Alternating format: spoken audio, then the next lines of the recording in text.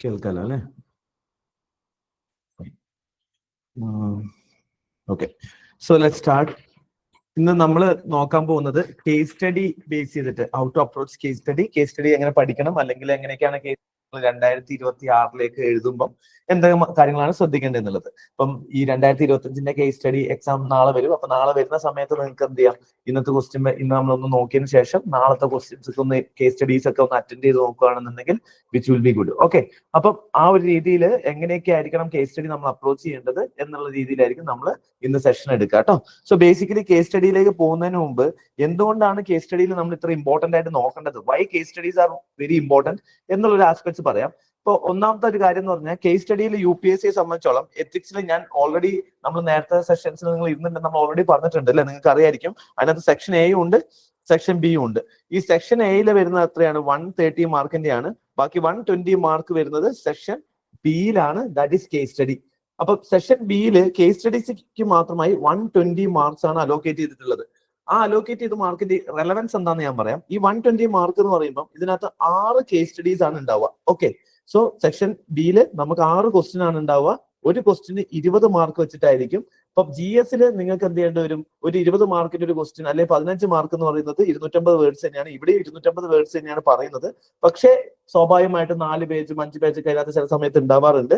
അപ്പൊ നിങ്ങൾക്ക് എന്ത് ചെയ്യേണ്ടി വരും? പക്ഷെ വേർഡ് ഇപ്പോഴും പറയുന്നത് 250 വേർഡ് ഒക്കെ തന്നെയാണ്. അപ്പം എന്ത് ചെയ്യേണ്ടി വരും? ഒരു ക്വസ്റ്റ്യനിൽ തന്നെ നിങ്ങൾക്ക് 20 മാർക്കിന്റെ ക്വസ്റ്റ്യൻ ആയിരിക്കും ഓരോ ക്വസ്റ്റ്യൻ എന്ന് പറയുന്നത്. അങ്ങനത്തെ 6 ക്വസ്റ്റ്യൻസ് ആണ് ഉണ്ടാവുക.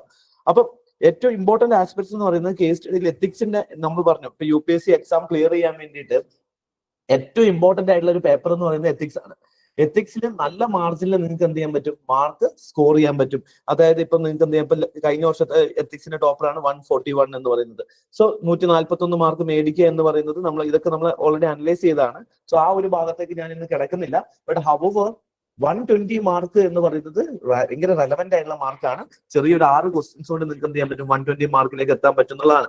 അതിനെങ്ങനെയാണ് ആ പാറ്റേൺ എന്നുള്ളത് നമുക്ക് പിന്നീട് നോക്കാം. രണ്ടാമത്തെ ഒരു കാര്യം, നീ നേരത്തെ പറഞ്ഞ പോലെ തന്നെ ഞാൻ എന്താണ്, ഹൈ റിട്ടേൺ ഓൺ ഇൻവെസ്റ്റ്മെന്റ് ആണ്. നിങ്ങൾ ഇതിനായിട്ട് സെപ്പറേറ്റ് ആയിട്ട് കേസ് സ്റ്റഡിക്ക് വേണ്ടിയിട്ട് സെപ്പറേറ്റ് ആയിട്ട് ഒരു പഠനത്തിന്റെ ആവശ്യമില്ല, അല്ലെങ്കിൽ നിങ്ങൾക്ക് എന്ത് ചെയ്യണം, കുറെ നോളജിന്റെ ആവശ്യമില്ല. നിങ്ങൾ ബേസിക്കലി എത്തിക്സിന്റെ സെക്ഷൻ എ ഭാഗം പഠിച്ചിട്ടുണ്ടെന്നുണ്ടെങ്കിൽ അതിന്റെ ഒരു പ്രാക്ടിക്കൽ ആപ്ലിക്കേഷൻ ആണ് എത്തിക്സിന്റെ പേപ്പർ 2 അല്ലെങ്കിൽ പാർട്ട് 2 എന്ന് പറയുന്നത്.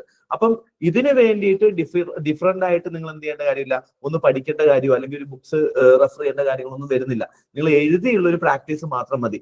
അങ്ങനെ നോക്കുന്ന സമയത്ത് നിങ്ങൾ എന്ത് ചെയ്യേണ്ട, ബാക്കി സബ്ജക്റ്റിനെ വെച്ച് നോക്കുമ്പോൾ വളരെ ചെറിയ ഇൻവെസ്റ്റ്മെന്റ് കൊണ്ട് തന്നെ നിങ്ങൾക്ക് നല്ല മാർക്ക് സ്കോർ ചെയ്യാൻ പറ്റുന്ന ഒരു പൊട്ടൻഷ്യൽ നിങ്ങൾക്ക് എത്തിക്സിലുണ്ട്. അതുപോലെ ക്വസ്റ്റ്യൻസിന്റെ കാര്യം എന്ന് പറയുന്നത് വളരെ ഈസി ആൻഡ് ആന്റിസിപ്പേറ്റ് ചെയ്യാനും വളരെ ഈസിയാണ്. കാരണം എന്താണെന്ന് വെച്ച് കഴിഞ്ഞാൽ എത്തിക്സിൽ ഓൾറെഡി ഞാൻ എത്തിക്സിന്റെ സെഷൻസിൽ, കഴിഞ്ഞ സെഷൻസിൽ ഞാൻ മുന്നേ ഒരു സെഷൻ നമുക്ക് ഉണ്ടായിരുന്നു, അതുകൊണ്ടാണ് അത് പറയുന്നത്. ഓക്കെ, ഓഡിബിൾ അല്ലേ ഞാൻ പറയുന്നത്? Okay okay. അലീമന്റെ ഭാഗത്തുള്ള പ്രോബ്ലം ആണെന്ന് തോന്നുന്നു, ഒന്ന് ചെക്ക് ചെയ്യണേ. ഓക്കെ, സോ ഇതിനകത്ത് നമ്മൾ നോക്കേണ്ടത്, ഞാൻ പറഞ്ഞു ക്വസ്റ്റ്യൻസ് എന്താണ് ആന്റിസിപ്പേറ്റ് ചെയ്യാൻ വേണ്ടിയിട്ട് വളരെ ഈസിയാണ്. എന്തുകൊണ്ടാണ് ആന്റിസിപ്പേറ്റ് ചെയ്യാൻ ഈസി എന്ന് പറയുന്നത്? ഒന്ന്, സെക്ഷൻ അതിന്റെ ക്വസ്റ്റ്യൻസ് ഓൾറെഡി UPSC എല്ലാം ചോദിച്ചു കഴിഞ്ഞു. എല്ലാ ക്വസ്റ്റ്യൻസും റിപ്പീറ്റേറ്റീവ് ആണ്. കേസ് സ്റ്റഡീസ് ആർ തിമാറ്റിക് ആണ്. ഓരോ തീമിന്റെ ബേസ് ചെയ്തിട്ടാണ് കേസ് സ്റ്റഡീസ് വരുന്നത്. അപ്പം ആ കേസ് സ്റ്റഡീസ് ഓരോ തീമിന്റെ ബേസ് ചെയ്ത് വരുന്നത് കൊണ്ട് തന്നെ നിങ്ങൾക്ക് എന്ത് ചെയ്യാന്ന് വെച്ച് കഴിഞ്ഞാൽ, നിങ്ങൾക്ക് ക്ലിയർ ആയിട്ട് നിങ്ങൾക്ക് എത്രത്തോളം കേസ് സ്റ്റഡീസ് ആണ്, ടൈപ്പ് ഓഫ് കേസ് സ്റ്റഡീസ് നിങ്ങൾക്ക് ഓൾറെഡി പ്രിപ്പയർ ചെയ്തിട്ട് പോവാം. അപ്പൊ നിങ്ങൾ ഒരു particular type of case studies prepare ചെയ്തിട്ടുണ്ട് എന്നുണ്ടെങ്കിൽ വീണ്ടും അതേ ടീമിൽ നിന്ന് തന്നെയാണ് ക്വസ്റ്റ്യൻസ് വരുന്നത്. പക്ഷെ ആ സിറ്റുവേഷൻസും ആളുകളുടെ പേരും സ്റ്റേക്ക് ഹോൾഡേഴ്സ് ഒക്കെ മാറിയിട്ടുണ്ടാവും. ഓക്കെ, ഫോർ എക്സാമ്പിൾ നമുക്ക് എന്ത് പറയാം, പബ്ലിക് സെക്ടറിന്റെ ഭാഗമായിട്ടുള്ള കേസ് സ്റ്റഡീസ് ഉണ്ട്. അതായത് പബ്ലിക് ലൈഫിൽ എങ്ങനെയൊക്കെയാണ് സിറ്റുവേഷൻസ് വരുന്നത് എന്നുള്ള രീതിയിലുള്ള കേസ് സ്റ്റഡീസ് ഉണ്ട്. ഇവിടെ പ്രത്യേകത എന്താണെന്ന് വെച്ച് കഴിഞ്ഞാൽ, നമ്മളോട് ചോദിക്കുന്നത് എന്താണ്, പബ്ലിക് ലൈഫുമായി ബന്ധപ്പെടുന്ന അല്ലേ. അപ്പൊ ഇതിന്റെ എല്ലാത്തിന്റെയും പ്രിൻസിപ്പിൾ ഒന്നായിരിക്കും, പക്ഷെ എന്ത് ചെയ്യും, സ്റ്റോറീസ് മാറും. ഒരു പബ്ലിക് ലൈഫിൽ ഒരാൾ എന്ത് ചെയ്യും, ചിലപ്പം പബ്ലിക് ലൈഫിന്റെ തന്നെ നിങ്ങളൊരു IPS ഓഫീസർ ആയിരിക്കും, ചിലതിൽ നിങ്ങളൊരു IAS ഓഫീസർ ആയിരിക്കും, ചിലപ്പോൾ നിങ്ങളൊരു എഞ്ചിനീയർ ആയിരിക്കും. സോ പബ്ലിക് ലൈഫിൽ എന്താണ് നിങ്ങളുടെ ക്യാരക്ടർ അല്ലെങ്കിൽ ഇതിനകത്തുള്ള സ്റ്റേക്ക് ഹോൾഡേഴ്സ്, കഥ മാറും, സ്കെൽട്ടൺ എന്തായിരിക്കും, സിമിലർ ആയിരിക്കും.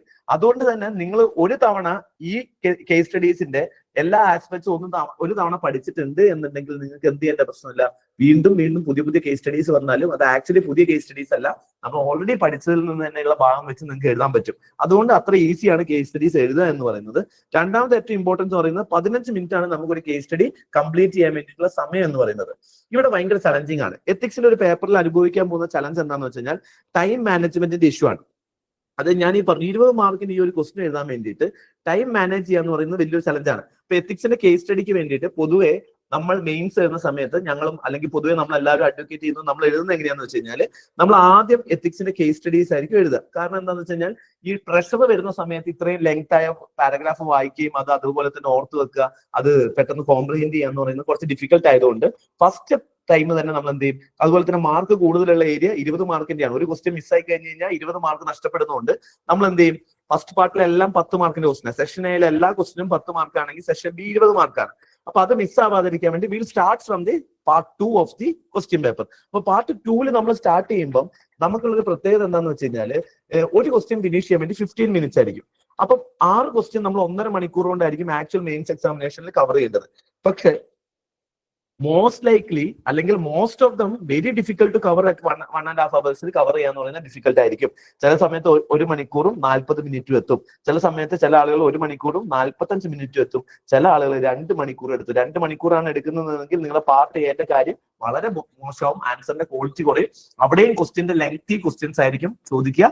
അപ്പൊ ആ സമയത്ത് നിങ്ങൾക്ക് വീണ്ടും എന്ത് നിർമ്മിക്കും, നിങ്ങൾക്ക് ബുദ്ധിമുട്ട് വരും. അപ്പൊ ബാക്കിയുള്ള 13 ക്വസ്റ്റ്യൻസ് ഉണ്ടാവും സെഷൻ എയിൽ. നിങ്ങൾ 1.5 മണിക്കൂർ കഴിയുമ്പോൾ 13 ക്വസ്റ്റ്യൻസ് എഴുതാൻ വേണ്ടി നിങ്ങൾക്ക് ആകെ നിങ്ങൾ 1.5 മണിക്കൂർ കംപ്ലീറ്റ് ചെയ്തിട്ടില്ലെങ്കിൽ അതിന്റെ സമയം ഇങ്ങനെ കുറഞ്ഞുകൊണ്ടിരിക്കും. അപ്പൊ 1.25 മണിക്കൂർ കൊണ്ട് നിങ്ങൾ എന്ത് ചെയ്യേണ്ടി വരും, 13 ക്വസ്റ്റ്യൻസ് എഴുതേണ്ടി വരും. അപ്പൊ 1.5 മണിക്കൂർ 13 ക്വസ്റ്റ്യൻസ് എഴുതി നമ്മളെ കൊണ്ട് പറ്റും. നമ്മൾ എഴുതി അവിടെ എത്തുമ്പോൾ നമ്മളെ കൊണ്ട് പറ്റും. അപ്പം ഇതാണ് അതിന്റെ ഒരു ചലഞ്ച്. അപ്പൊ മാക്സിമം എഴുതി ടൈമിന് കംപ്ലീറ്റ് ചെയ്യുക എന്നുള്ളത്, കേസ് സ്റ്റഡി ടൈമിന് കംപ്ലീറ്റ് ചെയ്യുക എന്നുള്ള ഒരു ചലഞ്ചാണ്. കേസ് സ്റ്റഡി കംപ്ലീറ്റ് ചെയ്യാൻ പറ്റി കഴിഞ്ഞ് കഴിഞ്ഞാൽ എത്തിക്സിന്റെ പേപ്പർ എന്ത് ചെയ്യാൻ പറ്റും, കേസ് സ്റ്റഡി 1.5 മണിക്കൂർ കൊണ്ട് കംപ്ലീറ്റ് ചെയ്ത് കഴിഞ്ഞാൽ എത്തിക്സിന്റെ പേപ്പർ നിങ്ങൾക്ക് കംപ്ലീറ്റ് ചെയ്യാൻ പറ്റും. ഇതിന്റെ സമയം താമസിക്കുന്നതിനനുസരിച്ചിട്ടാണ് നിങ്ങളുടെ പേപ്പർ മിസ്സാവോ ഇല്ലയോ എന്നുള്ളതിന്റെ ഒരു ആസ്പെക്ട്സ് വരുന്നത്. ഓക്കെ, രണ്ടാമത് ഞാൻ ഓൾറെഡി പറഞ്ഞു റിക്കറിംഗ് തീംസ് ആണ്. ഡിഫറെന്റ് തീംസ് എന്ത് ചെയ്യുന്നു, അതേ തീംസ് തന്നെ വീണ്ടും വരികയാണ് ചെയ്യുന്നത്. അത് എന്തൊക്കെയാണെന്നുള്ളത് നമുക്ക് ഡിസ്കസ് ചെയ്യാം. അതുപോലെ തന്നെ ഏറ്റവും വലിയൊരു ആസ്പെക്ട്സ് എന്ന് പറയുന്നത് എത്തിക്സിൽ നിങ്ങളുടെ നോളജ് ആവശ്യമില്ല, rather than your application of knowledge ആണ്. ഞാൻ നമ്മുടെ കഴിഞ്ഞ മൊറാലിറ്റി അല്ലെങ്കിൽ മോറൽ തിങ്കേഴ്സിന്റെ സെഷനിൽ നമ്മൾ പറയേണ്ടത് എന്താണ്, നമുക്ക് കൂടുതൽ വേണ്ടത് ഇവിടെ നോളജ് ബേസ്ഡ് ആയിട്ട് നമ്മൾ കുറെ കണ്ടന്റ് ഉണ്ടാക്കുക എന്നുള്ളതല്ല നമ്മൾ ചെയ്യേണ്ടത്. നമ്മൾ കൂടുതൽ ചെയ്യേണ്ടത് അപ്ലിക്കേഷൻ ഓറിയന്റഡ് ആയിട്ട് നിങ്ങൾ എത്തിക്സ് എന്താന്നുള്ളത് കൃത്യമായിട്ട് പറയുക എന്നുള്ളതാണ്. ഇപ്പം നിങ്ങൾ ക്വസ്റ്റ്യൻസിന്റെ ഒരു നേച്ചർ നോക്കുകയാണെന്നുണ്ടെങ്കിൽ നമുക്ക് ഏകദേശം മനസ്സിലാക്കാൻ പറ്റുന്ന ഒരു കാര്യം വെച്ചാൽ എത്തിക്സിന്റെ എല്ലാ ക്വസ്റ്റ്യൻസിന്റെ ഒരു നേച്ചർ ഇപ്പൊ റിയൽ ലൈഫ് ആയിട്ടുള്ള ഹൈപ്പോത്തറ്റിക്കൽ സിറ്റുവേഷൻ ആയിരിക്കും. എന്തുകൊണ്ടാണ് ഇത് ആപ്ലിക്കേഷൻ എന്ന് പറയാൻ കാരണം, ഒരു ഹൈപ്പോത്തറ്റിക്കൽ സിറ്റുവേഷനിലായിരിക്കും നിങ്ങൾ എപ്പോഴും പ്ലേസ് ചെയ്യുക. ഈ ഒരു പർട്ടിക്കുലർ സിറ്റുവേഷനിൽ നിങ്ങൾ എങ്ങനെ ആക്ട് ചെയ്യുന്നു എന്നുള്ളതിനെ ഡിപ്പെൻഡ് ചെയ്തിരിക്കും നിങ്ങളുടെ മാർക്ക് എന്ന് പറയുന്നത്. ആ ഹൈപ്പോത്തറ്റിക്കൽ സിറ്റുവേഷൻസ് എന്തൊക്കെ ആവാം, ചിലപ്പം ഒരു അഡ്മിനിസ്ട്രേറ്റീവ് ഇഷ്യൂ ആയിരിക്കാം, അല്ലെങ്കിൽ ഒരു സോഷ്യൽ ഇഷ്യൂ ആയിരിക്കാം, നിങ്ങളുടെ പേഴ്സണൽ ലൈഫിലെ ഇഷ്യൂ ആയിരിക്കാം, അത് ഇമോഷണൽ ഇന്റലിജൻസുമായി ബന്ധപ്പെടുന്ന രീതിയിലുള്ള ഇഷ്യൂ ആയിരിക്കാം. അപ്പൊ ഡിഫറെന്റ് സെറ്റിംഗ്സിൽ നിങ്ങളെ പ്ലേസ് ചെയ്യുകയും ആ പ്ലേസ് ചെയ്യുന്ന സിറ്റുവേഷനിൽ നിങ്ങൾ എങ്ങനെ ആക്ട് ചെയ്യുന്നു എന്നുള്ളതാണ് എത്തിക്സിൽ നേച്ചർ ഓഫ് ക്വസ്റ്റ്യൻസ് എന്ന് പറയുന്നത്. അതേപോലെ തന്നെ ഇവിടെ എപ്പോഴും എന്തുണ്ടാവും എന്ന് വെച്ച് കഴിഞ്ഞാൽ എല്ലാ കേസ് സ്റ്റഡീസിലും എത്തിക്കൽ ഡിലമാസ് നിങ്ങളുടെ മുമ്പിൽ ഉണ്ടാവും. അപ്പൊ UPSCക്ക് ശരിക്കും അറിയേണ്ടത് നിങ്ങൾ എങ്ങനെയാണ് കൃത്യമായിട്ടുള്ള ഒരു ആക്ഷൻ എടുക്കേണ്ടത്. ഒരു പർട്ടിക്കുലർ എത്തിക്കൽ സിറ്റുവേഷൻ വരുമ്പോൾ നിങ്ങൾ എങ്ങനെയാണ് ആക്ട് ചെയ്യുന്നത്, നിങ്ങളുടെ പാറ്റേൺ ഓഫ് ആക്ടിവിറ്റി എന്താണെന്നുള്ളതാണ്. അതും നിങ്ങൾ ഏത് സിറ്റുവേഷനിലാണ് ചോദിക്കുന്നത്, വളരെ പ്രഷറൈസ്ഡ് ആയിട്ടുള്ള എക്സാമിന്റെ ലിമിറ്റഡ് ടൈമിൽ ഇമ്മീഡിയറ്റ്ലി നിങ്ങൾക്ക് വരുന്ന എത്തിക്കൽ ക്വസ്റ്റ്യൻസ് ആൻസേഴ്സ് എന്താണെന്നുള്ളതാണ് UPSC ചെക്ക് ചെയ്യുന്നത്. അപ്പൊ അതുകൊണ്ട് തന്നെ നിങ്ങൾ പ്രാക്ടീസ് ചെയ്യാന്നുള്ളത് വളരെ ഇമ്പോർട്ടന്റ് ആണ്. ചില സമയത്ത് നമ്മളെന്ന് അറിയാതെ നമ്മൾ ചിലപ്പോൾ എന്തെങ്കിലും ചെയ്യുമ്പോൾ ലോ ബെൻഡ് ചെയ്ത് പോകാനോ അല്ലെങ്കിൽ ലോ നമ്മൾ ബ്രേക്ക് ചെയ്യാനുള്ള ചാൻസസ് ഒക്കെ ഉണ്ടാവും. അപ്പൊ ബെൻഡിങ് ദ ലോ അല്ലെങ്കിൽ ബ്രേക്കിംഗ് ദ ലോ എന്നൊക്കെ പറയുന്നത് അൺഎത്തിക്കൽ പ്രാക്ടീസസ് ആണ്. പക്ഷെ ചില സമയത്ത് നമ്മൾ പ്രാക്ടീസ് ചെയ്തിട്ടില്ല എന്നുണ്ടെങ്കിൽ നമ്മൾ ഇമ്മീഡിയറ്റ്ലി ചിലപ്പോൾ എന്ത് ചെയ്യാറുണ്ട്, നമ്മൾ ഡേ ടു ഡേ ലൈഫിൽ നമ്മൾ പല സമയങ്ങളിലും ലോ ബ്രേക്ക് ചെയ്തിട്ടുണ്ടാവും അല്ലെ. ഫോർ എക്സാമ്പിൾ ട്രാഫിക് ലൈറ്റിൽ സിഗ്നൽ ജമ്പ് ചെയ്യാന്ന് പറയുന്നത് ബ്രേക്കിംഗ് ഓഫ് ലോ ആണ്.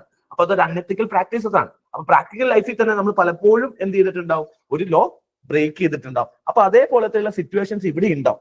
അപ്പൊ നമ്മളൊരു പ്രാക്ടീസ് ചെയ്തില്ലെങ്കിൽ നമ്മൾ അറിയാതെ അവിടെ പോയിട്ട് എന്ത് ചെയ്യും, ഇതൊരു ബ്രേക്ക് ചെയ്യുന്ന രീതിയിലേക്കുള്ള ഒരു ആൻസേഴ്സ് എഴുതാനുള്ള ചാൻസസ് ഉണ്ട്. അപ്പൊ അവിടെ ഡിഫറെന്റ് സ്റ്റേക്ക് ഹോൾഡേഴ്സ് ഉണ്ടാവും, ഡിഫറെന്റ് സ്റ്റേക്ക് ഹോൾഡേഴ്സിന് ഡിഫറെന്റ് ചോയ്സസ് ഉണ്ടാവും. ഇതൊക്കെ എങ്ങനെയാണ് എന്നുള്ളതായിരിക്കും നമ്മളോട് ചോദിക്കുക.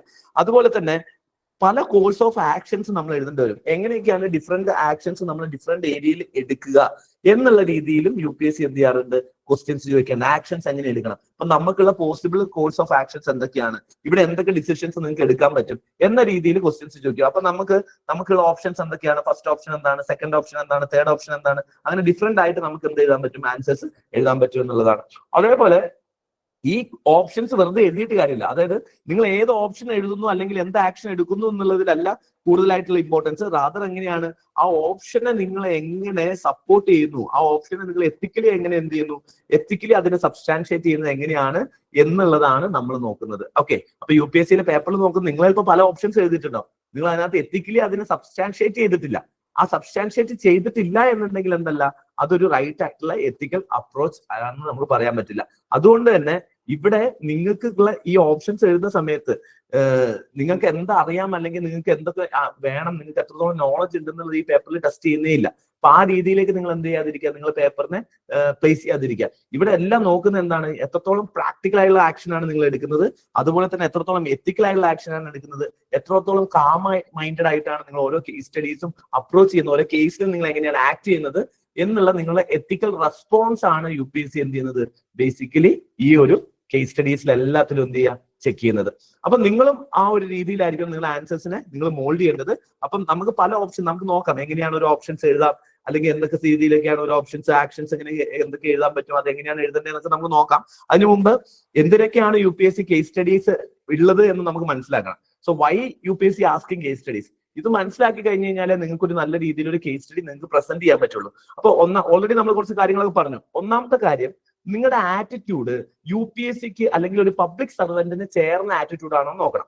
അപ്പൊ നിങ്ങളുടെ ആറ്റിറ്റ്യൂഡിന് പ്രശ്നമൊന്നും ഉണ്ടാവില്ല. നിങ്ങളുടെ ആറ്റിറ്റ്യൂഡ് പക്ഷേ പബ്ലിക് സർവീസിന് ചേർന്നതാണോ എന്നുള്ളതാണ് ഇവിടുത്തെ question. May be your attitude will be very good for corporate life, may be very good for public life or artistic life. പക്ഷെ പബ്ലിക് സർവന്റിന് വേണ്ടിയിട്ടുള്ള ആറ്റിറ്റ്യൂഡ് പോസിബിലിറ്റീസ് ഉണ്ട്. അതായത് സെൽഫ്ലെസ്നെസ്, നമ്മൾ എന്ത് ചെയ്യുന്നു, പബ്ലിക്കിനെ പ്രയോറിറ്റി ചെയ്യുന്നു നമ്മളെ കാട്ടും. ഇപ്പൊ ഒരു ഇഷ്യൂ വരുന്നു, ഇപ്പൊ നിങ്ങൾ എന്ത് ചെയ്യുന്നു, നിങ്ങളുടെ ഫോർ എക്സാമ്പിൾ ഇന്ന ഇഷ്യൂ ഓഫ് നിങ്ങളുടെ ഫാമിലിയും നിങ്ങളുടെ പബ്ലിക് സർവീസും തമ്മിലൊരു കോൺഫ്ലിക്റ്റ് വരുന്നു. അപ്പം ഫോർ എക്സാമ്പിൾ ആലോചിക്കാണ്, ഇപ്പൊ നിങ്ങളുടെ ഭാര്യയുടെ ബർത്ത്ഡേ ആയിരിക്കും. അപ്പൊ നിങ്ങൾക്ക് അന്ന് എന്ത് ചെയ്യണം, ബർത്ത്ഡേക്ക് വൈകുന്നേരം പോവാമെന്ന് നിങ്ങൾ പ്രോമിസ് ചെയ്തിട്ടുണ്ടാവും. പോയില്ലെങ്കിൽ എന്താ സംഭവിക്കാന്ന് നിങ്ങൾക്ക് അറിയുകയും ചെയ്യാം. പക്ഷെ അന്നേ ദിവസമായിരിക്കും അവിടെ ഒരു കമ്മ്യൂണൽ ക്ലാഷ് വരുന്നത്. So how do you manage this? So ഇത് ഒരു പബ്ലിക് സർവന്റിന് എപ്പോഴും ഡേ ടു ഡേ ലൈഫിൽ പേഴ്സണൽ കോൺഫ്ലിക്റ്റും അതേപോലെ തന്നെ പബ്ലിക് ലൈഫിലെ കോൺഫ്ലിക്റ്റും ഡേ ടു ഡേ ലൈഫിൽ റിപ്പീറ്റഡ് ആയിട്ട് വരുന്ന ഒരു കേസാണ്. അപ്പൊ ഇത് കൃത്യമായിട്ട് മാനേജ് ചെയ്യാൻ പറ്റുന്ന ഒരു ആറ്റിറ്റ്യൂഡ് നിങ്ങൾക്കുണ്ടോ എന്നുള്ളത് UPSC ചെക്ക് ചെയ്യും. പബ്ലിക് സർവന്റിന്റെ ഒരു ആറ്റിറ്റ്യൂഡ് നിങ്ങളിൽ ഉണ്ടോ എന്നുള്ളത് UPSC ചെക്ക് ചെയ്യുന്നു എന്നുള്ളതാണ്. അതുപോലെ തന്നെ നിങ്ങളുടെ presence of mind. Why presence of mind means, usually ക്വസ്റ്റ്യൻസിൽ ഡിഫറെന്റ് സ്റ്റേക്ക് ഹോൾഡേഴ്സ് ഉണ്ടാവും. നിങ്ങൾ ചില സമയത്ത് നിങ്ങൾ ചില ആക്ഷൻസ് എടുക്കും. ഈ ആക്ഷൻസ് എടുക്കുന്ന സമയത്ത് നിങ്ങൾ ആ ആക്ഷൻസിൽ എത്രത്തോളം നിങ്ങളുടെ പ്രസൻസ് ഓഫ് മൈൻഡ് ഉണ്ട് എന്നുള്ളതാണ് UPSC ചെക്ക് ചെയ്യുക. അപ്പൊ ഫോർ എക്സാമ്പിൾ ചില സെഷൻസിൽ ചിലപ്പം പല സ്റ്റേക്ക് ഹോൾഡേഴ്സിനെ പറഞ്ഞിട്ടുണ്ടാവും, നിങ്ങൾ എന്ത് ചെയ്തിട്ടുണ്ടാവില്ല, അതിനെ പറ്റിയിട്ട് വലിയ കാര്യമായിട്ട് ചിലപ്പം അതിനെ ഓർത്തിട്ടുണ്ടാവില്ല. അപ്പൊ അവരെ നിങ്ങൾ കൺസിഡർ ചെയ്യുന്നുണ്ടോ എന്നുള്ള ഒരു ആസ്പെക്ട്സ് ആണ് നമ്മൾ എന്ത് ചെയ്യുന്നത്, ഈ നിങ്ങളുടെ പ്രസൻസ് ഓഫ് മൈൻഡിൽ ചെക്ക് ചെയ്യുന്നത്. ആൻഡ് ഇമോഷണൽ ഇന്റലിജൻസ് എന്ത് ചെയ്യുന്നുണ്ട്, എല്ലാ കേസ് സ്റ്റഡീസിലും നിങ്ങൾ ഇമോഷണൽ ഇന്റലിജൻസ് ടെസ്റ്റ് ചെയ്യുന്നുണ്ട്. അപ്പം വേറെ ആളുകളുടെ ഇമോഷൻസ് നിങ്ങൾക്ക് കാണാൻ പറ്റുന്നുണ്ടോ. നിങ്ങൾ ചില സമയത്ത് നിങ്ങൾ എന്ത് ചെയ്യും, നിങ്ങൾ ഭയങ്കര ഐഡിയലിസ്റ്റിക് ആയിട്ടുള്ള ഒരു ആൻസർ കേസ് സ്റ്റഡിയിൽ എഴുതരുത്. അതായത് നിങ്ങൾ ഭയങ്കര ഐഡിയൽ ആവരുത്. നിങ്ങൾ ഏറ്റവും അടുത്ത സുഹൃത്ത്, ഫോർ എക്സാമ്പിൾ ഞാൻ ഒരു ചോദിക്കും, ഇപ്പൊ നിങ്ങൾ ഒരു സുഹൃത്ത്, ഏറ്റവും അടുത്ത ഒരു സുഹൃത്ത് എന്ത് ചെയ്യുന്നു, കോപ്പി അടിച്ചു. ഓക്കെ, ഇപ്പൊ നിങ്ങൾ ഏറ്റവും അടുത്ത സുഹൃത്ത്, അവന്റെ ഫൈനൽ എക്സാമിനേഷൻ ആണ്. നിങ്ങൾ ഫൈനൽ എക്സാമിനേഷൻ 10ാം ക്ലാസ്സിൽ ഒന്നിച്ചിരുന്ന് പരീക്ഷ എഴുതുന്ന സമയത്ത് നിങ്ങൾ ഏറ്റവും അടുത്ത സുഹൃത്ത് ആണ്, വർഷങ്ങളായിട്ട് നിങ്ങൾ കൂടെയുള്ളതാണ്. അവന്റെ വീട്ടിൽ എന്തുണ്ട്, പോവർട്ടി ആണ്. ഇവനാണ് ആകെ അവര് എന്ത് ചെയ്യുന്നു, അവരുടെ വീട്ടിലെ ആകെ പ്രതീക്ഷ എന്ന് പറയുന്ന ഈ ഒറ്റ ചെക്കനാണ്, നിങ്ങളുടെയും ബെസ്റ്റ് ഫ്രണ്ട് ആണ്. പക്ഷെ നിങ്ങൾ എക്സാമിന് എന്ത് ചെയ്യുന്നു, കോപ്പി അടിക്കുന്നത് കണ്ടു, പക്ഷെ ഇൻവിജിലേറ്റർ അത് കണ്ടില്ല. ഓക്കെ, ഈ സിറ്റുവേഷനിൽ നിങ്ങൾ എന്ത് ചെയ്യും? ബേസിക്കലി നിങ്ങളാണ് എന്ത് ചെയ്യും, ബേസിക്കലി നിങ്ങളും അവന്റെ കോപ്പി കിട്ടാൻ വേണ്ടി കാത്തിരിക്കുകയായിരിക്കും. അതല്ല, നിങ്ങൾ നല്ലോണമാണ് എഴുതുന്നത് എന്നുള്ളത് ആണെങ്കിൽ എന്ത് ചെയ്യുന്നതാണ് ഞാൻ ചോദിച്ചത്. ഓക്കെ, നിങ്ങളുടെ ഒപ്പീനിയൻ എന്താണ്? ടീച്ചറിനെ വിളിച്ച് കാണിച്ചു കൊടുക്കും. ടീച്ചറിനെ വിളിച്ച് കാണിച്ചു കൊടുക്കും. അതെന്താണ് എത്തിക്കലി? എന്തുകൊണ്ടാണ് ടീച്ചറിനെ വിളിച്ച് കാണിച്ചു കൊടുക്കാൻ കാരണം? ഒരു സുഖം, ഒരു മനസ്സുഖം. ഒരു മനസ്സുഖം. ഓക്കെ, മറ്റുള്ളവര് പണിയെടുക്കുക. പക്ഷെ നമ്മുടെ ബെസ്റ്റ് ഫ്രണ്ട് അല്ലേ? ഞാൻ എന്റെ തൊട്ട ഇലപ്പുംകാരനെ അങ്ങനെ കാണിച്ചിട്ടുണ്ട്. ഇവനൊന്ന് സൂക്ഷിക്കുന്നുണ്ട്. ഇവൻ നിങ്ങളെ സുഹൃത്താണെങ്കിൽ നൻപാത്, ഒരിക്കലും നൻപാത്. ഓക്കെ, ഇവൻ കാണിച്ചു കൊടുക്കും. അപ്പൊ എന്താ ഇവിടെ നമുക്ക് പറയാൻ പറ്റും, ഓട്ടോമാറ്റിക്കലി എന്ത് ചെയ്യുക, ടീച്ചറിന് കാണിച്ചു കൊടുക്കുന്നത് ഒരു എത്തിക്കൽ പൊസിഷനാണ്. അതുകൊണ്ട് എന്ത് ചെയ്യാറുണ്ട്, ബേസിക്കലി കാണിച്ചു കൊടുക്കാൻ റീസൺ അവൻ എന്താ തെറ്റ് ചെയ്യുന്നുണ്ട്. അപ്പൊ തെറ്റ് ചെയ്യുന്നതുകൊണ്ട് എന്താണ്, ഇത് ഇല്ലീഗൽ പ്രാക്ടീസസ് ആണ് ചെയ്യുന്നത്. വേറെ ബാക്കിയുള്ള try to stopping and warning first. എക്സാമിന്റെ ഇടയിൽ എഴുതാണ്ടെന്ന് പറയോ, അങ്ങനെയാണോ?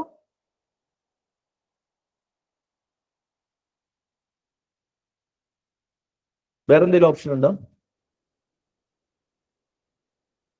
എക്സാം കഴിഞ്ഞതിന് ശേഷം നമുക്ക് എന്ത് ചെയ്യാം, അവന് വാൺ ചെയ്യാം, അല്ലെങ്കിൽ ഇങ്ങനത്തെ പരിപാടി ഒന്നും ചെയ്യരുത്, ഇത് ചെയ്യുന്ന തെറ്റല്ലേ, ഇത് ശരിയാണോ എന്നുള്ള രീതിയിൽ ചോദിച്ചുകൂടെ? കാണിച്ചു കൊടുക്കേണ്ട കാര്യമില്ലല്ലോ, വിളിച്ച് കാണിച്ചു കൊടുക്കണ്ട, ലൈക്ക് അതിനുശേഷം ഉപദേശിക്കാലോ. ഓക്കെ, എക്സാം കഴിഞ്ഞതിന് ശേഷം എന്ത് ചെയ്യാം, നമുക്ക് ഉപദേശിക്കുക എന്നുള്ളതാണ്. എല്ലാം കഴിഞ്ഞതിന് ശേഷം പുറത്തിറങ്ങുമ്പോൾ ഉപദേശിക്കാം. പിന്നെ അപ്പൊ ഉപദേശിക്കുന്നതുകൊണ്ട് എന്തെങ്കിലും പ്രോബ്ലം ഉണ്ടോ?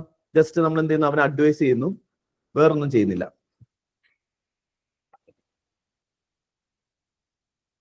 ഓക്കെ, ഇപ്പൊ ഇവിടെ ഡിഫറെന്റ് നെക്സ്റ്റ് ടൈം ഒന്നുകൂടെ ചെയ്താൽ പറഞ്ഞു കൊടുക്കാം. ഓക്കെ, അടുത്ത തവണ പറയുകയാണെങ്കിൽ ഞാൻ എന്തായാലും ചെയ്തു കൊടുക്കുന്നുള്ള രീതിയിൽ വേണമെങ്കിൽ വാൺ ചെയ്യാന്ന് പറഞ്ഞു. അപ്പൊ ഇവിടെ നിങ്ങൾ ഒരാൾ പറഞ്ഞു എന്താണ്, ടീച്ചറിന്റെ അടുത്ത് എന്തായാലും പറഞ്ഞു കൊടുക്കുമെന്ന് പറഞ്ഞു. അപ്പൊ ടീച്ചറിന്റെ അടുത്ത് പറഞ്ഞു കൊടുക്കുമെന്ന് പറയുന്ന ഒരു സ്റ്റാൻഡാണ് അല്ലെ. ഇവിടെ ടീച്ചറിന്റെ അടുത്ത് പറഞ്ഞു കൊടുക്കുമ്പോൾ നിങ്ങൾ എന്തൊക്കെ വാല്യൂസ് പ്രൊട്ടക്ട് ചെയ്യുന്നുണ്ട് നോക്കിയാൽ, നിങ്ങൾ അവിടെ പറയേണ്ട ഓപ്ഷൻസിൽ ഈ ഓപ്ഷൻസ് നിങ്ങൾക്ക് പറയാം. പക്ഷേ ഈ ഓപ്ഷൻസ് നിങ്ങൾക്ക് ഇപ്പൊ നിങ്ങളോട് ചോദിക്കുന്നത് ഇങ്ങനെ ഒരു സിറ്റുവേഷനിൽ നിങ്ങൾക്കുള്ള ആക്ഷൻസ്, കോഴ്സ് ഓഫ് ആക്ഷൻസ് എന്തൊക്കെയാണെന്നായിരിക്കും നിങ്ങളോട് ചോദിക്കുക. അപ്പൊ നിങ്ങൾക്കുള്ള ഒരു ഓപ്ഷൻ നിങ്ങൾക്ക് ടീച്ചറിനോട് പറഞ്ഞു കൊടുക്കാം എന്നുള്ളതാണ്. നിങ്ങൾ എന്ത് ചെയ്യുന്നു, ആ ഒരു കോഴ്സ് ഓഫ് ഓപ്ഷൻ നിങ്ങൾ ടീച്ചറിനോട് പറഞ്ഞു കൊടുക്കുകയും ചെയ്യുന്നു. പറഞ്ഞു കൊടുക്കുന്നതുകൊണ്ട് യാതൊരു പ്രോബ്ലം ഇല്ല. കാരണം ഇവിടെ എന്താണ്, നിങ്ങൾ എത്തിക്കലാന്ന് നിങ്ങൾക്ക് പറയാം അല്ലെ. നിങ്ങൾ എന്ത് ചെയ്യുന്നു, ട്രൂത്ത് അപ്ഹോൾഡ് ചെയ്യുന്നു. അതേപോലെ തന്നെ ഇവൻ കോപ്പി അടിക്കുന്നതുകൊണ്ട് 10 A+ കിട്ടുന്ന ഒരാൾ ചിലപ്പോൾ A+ നഷ്ടപ്പെട്ടു പോകുന്ന എക്സാം അങ്ങനെ ആണെന്നുണ്ടെങ്കിൽ അയാളുടെ എന്ത് ചെയ്യും, അങ്ങനെ ഇല്ലീഗലായിട്ട് എന്ത് ചെയ്യാൻ പറ്റില്ല, ഇത് അയാളുടെ ചാൻസസിനെ ഡിഫീറ്റ് ചെയ്യുന്ന രീതിയിലേക്ക് ഇത് പോവില്ല. അപ്പം ആ രീതിയിലേക്ക് ഇതിന്റെ ആക്ഷൻസിനെ നമുക്ക് ഗൈഡ് ചെയ്യാൻ പറ്റും എന്ന രീതിയിൽ പറയാം. രണ്ടാമത്തെ കാര്യം എന്ന് പറഞ്ഞു കഴിഞ്ഞാൽ, ഇവിടെ നിങ്ങൾ ലോ എന്ത് ചെയ്യുന്നുണ്ട്, അപ്ഹോൾഡ് ചെയ്യുന്നുണ്ട്, നിങ്ങൾ ഭയങ്കര എത്തിക്കൽ പൊസിഷൻ എന്നൊക്കെ പറയാം. പക്ഷെ ഇങ്ങനെ ഒരു ആൻസർ, ഈ ഒരു ആർഗ്യുമെന്റ് വെച്ചിട്ട് ഇതാണ് നിങ്ങളുടെ ഫൈനൽ ജഡ്ജ്മെന്റ് എന്നുണ്ടെങ്കിൽ ഇവിടെ നിങ്ങൾക്ക് മാർക്ക് കിട്ടാനുള്ള ചാൻസ് വളരെ കുറവാണ്. ഒന്നാമത്തെ കാര്യം എന്താണെന്ന് വെച്ച് കഴിഞ്ഞാൽ, ഇവിടെ നിങ്ങൾ ഒരിക്കലും എമ്പത്തറ്റിക് ആവുന്നില്ല, നിങ്ങൾ ഇമോഷണൽ ഇന്റലിജൻസ് യൂസ് ചെയ്യുന്നില്ല. നിങ്ങൾ എന്ത് മാത്രമേ ചെയ്യുന്നുള്ളൂ, ഇവിടെ നിങ്ങളുടെ എത്തിക്കൽ സ്റ്റാൻഡ് ഇവിടെ പ്രൊട്ടക്ട് ചെയ്തോ എന്നുള്ളത് മാത്രമേ നോക്കുന്നുള്ളൂ. നമ്മൾ അതേ സമയം എന്ത് ചെയ്യണം, നമ്മുടെ സുഹൃത്ത് എന്നുള്ളത് വളരെ കാലങ്ങളായിട്ട് നമ്മുടെ കൂടെയുള്ള ഒരു സുഹൃത്തുണ്ട്. അപ്പൊ ആ സുഹൃത്തിന്റെ ഇമോഷൻസും നമ്മൾ മാനേജ് ചെയ്യണം. അതേ സമയത്ത് എന്ത് ചെയ്യണം, ഇത് എത്തിക്കലി റൈറ്റ്ഫുൾ ആയിരിക്കണം. അപ്പൊ ബാലൻസ്ഡ് ആയിട്ടുള്ള ഒരു അപ്രോച്ച് വേണം ചിലപ്പോൾ നമ്മൾ ഇവിടെ എടുക്കേണ്ടി വരിക. അപ്പൊ നമ്മൾ കംപ്ലീറ്റ് ആയിട്ട് എന്ത് ചെയ്യാൻ പാടില്ല, ഒരു സ്റ്റുഡൻസിന് വിളിച്ച് പറയാ എന്ന് പറയുന്നതും ഒരു റൈറ്റ് ആയിട്ടുള്ള ആക്ഷൻ അല്ല. അതേപോലെ തന്നെ ഒന്നും പറയാതിരിക്കുക എന്നുള്ളതും റൈറ്റ്ഫുൾ ആയിട്ടുള്ള ആക്ഷൻ അല്ല. നിങ്ങളിപ്പം ടീച്ചറിനോട് ഒന്നും പറയുന്നില്ല, എന്തെങ്കിലും ആയിക്കോട്ടെ, അവൻ എന്തെങ്കിലും ആയിക്കോട്ടെ എന്ന് പറഞ്ഞ് വിട്ട് കഴിഞ്ഞ് കഴിഞ്ഞാലും അത് റോങ് ആക്ഷൻ. അപ്പൊ ഇവിടെ പ്രാക്ടിക്കൽ ആയുള്ള സൊല്യൂഷൻ എന്ന് പറയുന്നത് നമുക്കറിയാം. നമ്മുടെ സുഹൃത്ത് കോപ്പി അടിച്ചു കഴിഞ്ഞാൽ നമ്മൾ എന്താണ് ചെയ്യാൻ പോകുന്നത്, നമ്മൾ ആ ഒരു എക്സാമിനേഷൻ കഴിഞ്ഞതിന് ശേഷം അവനെ വിളിച്ച് എന്ത് ചെയ്യും, ഉപദേശിക്കും. അല്ലെങ്കിൽ അവനെ വിളിച്ചിട്ട് എന്ത് ചെയ്യും, നമ്മൾ പറയും ഇത് നീ ഇങ്ങനെ ചെയ്തുകൊണ്ട് ഭാവിയിൽ നിനക്ക് എന്തൊക്കെ പ്രോബ്ലംസ് നിനക്ക് ഉണ്ടാവാം, നീ നാളെയും ഇതുപോലെയുള്ള റോങ് ആയിരിക്കും, ഇന്നത് ചെറിയൊരു ആക്ട് ആയിരിക്കാം, നാളെ ഒരു വലിയ റോങ്ങിലേക്ക് നീ എത്തില്ലേ എന്ന രീതിയിലൊക്കെ നിങ്ങൾക്ക് എന്ത് ഉപദേശിച്ച ഇവൻ പിന്നീട് അത് കോപ്പി അടിക്കില്ല എന്ന രീതിയിലുള്ള ഒരു കൗൺസിലിംഗ് പോലെ നിങ്ങൾക്ക് ചെയ്യാം എന്നൊക്കെ രീതിയിൽ എന്താന്ന് നിങ്ങൾക്ക് എഴുതാം. റാദർ ദാൻ കംപ്ലീറ്റ്ലി നിങ്ങളൊരു സ്റ്റാൻഡ് 2 വർഷം കാണാതെ ഇവിടെ എന്ത് ചെയ്യും, വളരെ ഐഡിയലിസ്റ്റിക് ആയിട്ടുള്ള ഒരു സ്റ്റാൻഡ് എടുത്താൽ നിങ്ങൾ ലൈഫിൽ അങ്ങനെ ചെയ്യില്ല എന്ന് എനിക്കറിയാം. അപ്പം ആ ഒരു ഐഡിയലിസ്റ്റിക് സ്റ്റാൻഡ് എടുക്കാതെ പ്രാക്ടിക്കൽ സ്റ്റാൻഡ് എടുത്ത് അതിനെ എത്തിക്കലി സബ്സ്റ്റാൻഷിയേറ്റ് ചെയ്യുമ്പോഴാണ് നമ്മൾ കൂടുതൽ മാർക്ക് കിട്ടുക. Will see how you have to take decisions and all. അപ്പൊ ഇതിനകത്ത് ഡിസിഷൻ മേക്കിംഗ് സ്കിൽസ് എന്ത് ചെയ്യുന്നുണ്ട്, നിങ്ങൾ ചെക്ക് ചെയ്യുന്നുണ്ട്. എങ്ങനെയാണ് നിങ്ങൾ ഡിസിഷൻ എടുക്കുക, അതുപോലെ തന്നെ നിങ്ങളുടെ മോറൽ കോമ്പസ് എങ്ങനെയാണെന്നുള്ളത് ജഡ്ജ് ചെയ്യുന്നുണ്ട്. നിങ്ങൾ ലീഡർഷിപ്പ് ക്വാളിറ്റീസ് എന്തൊക്കെയാണ്, നിങ്ങൾ എത്തിക്കൽ ഡിലമാസ് സോൾവ് ചെയ്യാനുള്ള നിങ്ങളുടെ ആറ്റിറ്റ്യൂഡ് എങ്ങനെയാണ്, പ്രോബ്ലംസ് നിങ്ങൾ എങ്ങനെയാണ് സോൾവ് ചെയ്യുന്നത്, and your depth of understanding in with respect ethical values എന്ത് ചെയ്യുന്നുണ്ട്, ഈ കേസ് സ്റ്റഡീസിൽ ചെയ്യുന്നുണ്ട്. അപ്പൊ ഞാൻ ഓൾറെഡി തുടക്കത്തിലേ പറഞ്ഞു, കേസ് സ്റ്റഡി എന്ന് പറയുന്നത് നിങ്ങൾ വിചാരിക്കുന്ന പോലെ എല്ലാവരും കേസ് സ്റ്റഡിയിൽ ഓരോ സിറ്റുവേഷൻസ് അല്ലേ വരുന്നത്, പുതിയ സിറ്റുവേഷൻസ് അല്ലേ വരുന്നത്. അപ്പൊ ഒരു കേസ് സ്റ്റഡി പഠിച്ച് കഴിയുമ്പോഴേക്കും നമുക്ക് വേറെ കേസ് സ്റ്റഡിക്ക് വേറൊരു പ്രോബ്ലം അല്ലേ, എങ്കിൽ അങ്ങനെയല്ല. കേസ് സ്റ്റഡി നിങ്ങൾ എടുത്ത് ഇത്രയും വർഷം, അതായത് 2013 മുതൽ കേസ് സ്റ്റഡി എത്തിക്സ് എന്ന പേപ്പർ ഇൻട്രൊഡ്യൂസ് ചെയ്തത് മുതൽ 2024 ഇന്നലെ വരെയുള്ള പേപ്പർ, ഇനി നാളെ ആവുമ്പോൾ 2025 പേപ്പർ കൂടി വരും, ഇതുവരെയുള്ള പേപ്പർ എടുത്ത് നോക്കിയാലും നിങ്ങൾക്ക് ഒരു കാര്യം മനസ്സിലാക്കാൻ പറ്റുന്നത്, ഈ കേസ് സ്റ്റഡീസിന്റെ എല്ലാ പേപ്പേഴ്സും നമുക്ക് എന്ത് ചെയ്യാൻ പറ്റും, ഡിഫറെന്റ് ആയിട്ടുള്ള ടൈപ്പുകളായിട്ട് നമുക്ക് എന്ത് ചെയ്യാം, അതിനെ ക്ലാസിഫൈ ചെയ്യാം എന്നുള്ളതാണ്. അത് വളരെ ചുരുക്കം ടൈപ്പുകളേ ഉള്ളൂ. അപ്പം ഒരുപാട് നമ്പർ ഒന്നുമില്ല. അപ്പൊ നമുക്ക് എന്ത് ചെയ്യാം, വളരെ ഈസി ആയിട്ട് നിങ്ങൾക്ക് PYQ എല്ലാ കേസ് സ്റ്റഡീസും നമുക്ക് കവർ ചെയ്യാം. ഇതിനകത്ത് മേജർ ആയിട്ട് UPSC ചോദിക്കുന്ന ഒരു ടൈപ്പ് ഓഫ് കേസ് സ്റ്റഡിയാണ് പബ്ലിക് സെക്ടർ എത്തിക്സുമായി ബന്ധപ്പെടുന്ന കേസ് സ്റ്റഡീസ് എന്ന് പറയുന്നത്. ഇത് എല്ലാ വർഷവും നിങ്ങൾക്ക് എന്തുണ്ടാവും, ഈ പബ്ലിക് സെക്ടറുമായി ബന്ധപ്പെട്ട 2 കേസ് സ്റ്റഡിയോളം UPSC ചോദിക്കാറുണ്ട് ചില വർഷങ്ങളിൽ. അപ്പൊ വളരെ റെലവെന്റ് ആയിട്ടുള്ളത്, കാരണം പബ്ലിക് സെക്ടറുമായിട്ട് വളരെ റിലേറ്റഡ് ആയിട്ടുള്ള, വളരെ റെലവെന്റ് ആയിട്ടുള്ള ഒരു പർട്ടിക്കുലർ ടോപ്പിക്കാണ് പബ്ലിക് സെക്ടർ എത്തിക്സ് എന്ന് പറയുന്നത്. സോ ഈ എത്തിക്കൽ കോൺടാക്ട്സിലേക്ക് പബ്ലിക് സെക്ടറിലേക്ക് വരുന്ന സമയത്തേക്ക് UPSC കൂടുതലായിട്ട് ചോദിക്കുന്ന കേസസ് എന്ന് പറഞ്ഞു കഴിഞ്ഞാൽ നിങ്ങളുടെ എത്തിക്കൽ റെസ്പോൺസിബിലിറ്റി വിത്ത് റെസ്പെക്ട് ടു നിങ്ങളുടെ പ്രൊഫഷൻ ആണ്. ഒരു പ്രൊഫഷൻ നിങ്ങൾ ഹാൻഡിൽ ചെയ്യുന്ന സമയത്ത് നിങ്ങളുടെ പ്രൊഫഷണൽ ഇന്റഗ്രിറ്റി എന്താണ് എന്നുള്ളതായിരിക്കും ഇവിടെ മേജർ ആയിട്ട് സെറ്റ് ചെയ്യുന്നത്. Professional integrity in public service. അപ്പൊ professional integrity in public service ആയിരിക്കും മേജർ ആയിട്ട് ഇത്തരത്തിലുള്ള ഒരു കേസ് സ്റ്റഡീസ് എന്ത് ചെയ്യുക UPSC ചെക്ക് ചെയ്യുക എന്നുള്ളതാണ്. അതുപോലെ തന്നെ പബ്ലിക് പോളിസീസും അല്ലെങ്കിൽ പബ്ലിക് ഡിസിഷൻസ് എടുക്കുന്ന സമയത്ത് എങ്ങനെയാണ് നിങ്ങൾ ഡിലമാസ്, ഒരു എത്തിക്കൽ ഡിലമ വരുമ്പോൾ നിങ്ങൾ അത് എങ്ങനെ ഹാൻഡിൽ ചെയ്യുന്നു എന്നുള്ളത് UPSC എന്ത് ചെയ്യാറുണ്ട്, ഈ ഒരു പർട്ടിക്കുലർ ടൈപ്പ് ഓഫ് കേസ് സ്റ്റഡീസിലൂടെ ചെക്ക് ചെയ്യാറുണ്ട്. അതുപോലെ തന്നെ ഇതിനകത്ത് നിങ്ങളുടെ ഐഡിയ ഓഫ് നിങ്ങൾ ബയാസ്ഡ് ആണോ, അതായത് ഇവിടെ എപ്പോഴും ഇങ്ങനത്തെ ക്വസ്റ്റ്യൻസിലൊക്കെ ചില കേസ് സ്റ്റഡി മാറിക്കൊണ്ടേയിരിക്കും, ഈ ഐഡിയാസ് ഒക്കെ ആയിരിക്കും അത് ചെക്ക് ചെയ്യുക കേട്ടോ. അപ്പൊ ഫോർ എക്സാമ്പിൾ എന്താണ്, നിങ്ങൾ പൊളിറ്റിക്കലി ഏതെങ്കിലും ഒരു പൊളിറ്റിക്കൽ പാർട്ടിയോട് ബയാസ്ഡ് ആവുന്നുണ്ടോ, അല്ലെങ്കിൽ പൊളിറ്റിക്കൽ പ്രഷർ വരുമ്പോൾ നിങ്ങൾ എങ്ങനെയാണ് അത് ഹാൻഡിൽ ചെയ്യുന്നത്, അപ്പൊ നിങ്ങൾ ഈ പാർട്ടിസാൻഷിപ്പ് പോകുന്നുണ്ടോ, അല്ലെങ്കിൽ നിങ്ങൾ എന്താണ് പബ്ലിക് പോളിസീസ് മാനേജ് ചെയ്യാൻ നിങ്ങൾ ഇൻഎഫിഷ്യന്റ് ആണോ എന്നുള്ള കാര്യങ്ങൾ ചെക്ക് ചെയ്യും. സോ ഇവിടെ എത്തിക്കൽ ഇഷ്യൂസ് ബേസിക്കലി ഫോക്കസ് ചെയ്യുന്നത് നിങ്ങളുടെ ചോയ്സസ് ഉണ്ടോ, എത്രയൊക്കെ ചോയ്സസ് നിങ്ങൾക്ക് ഉണ്ട്.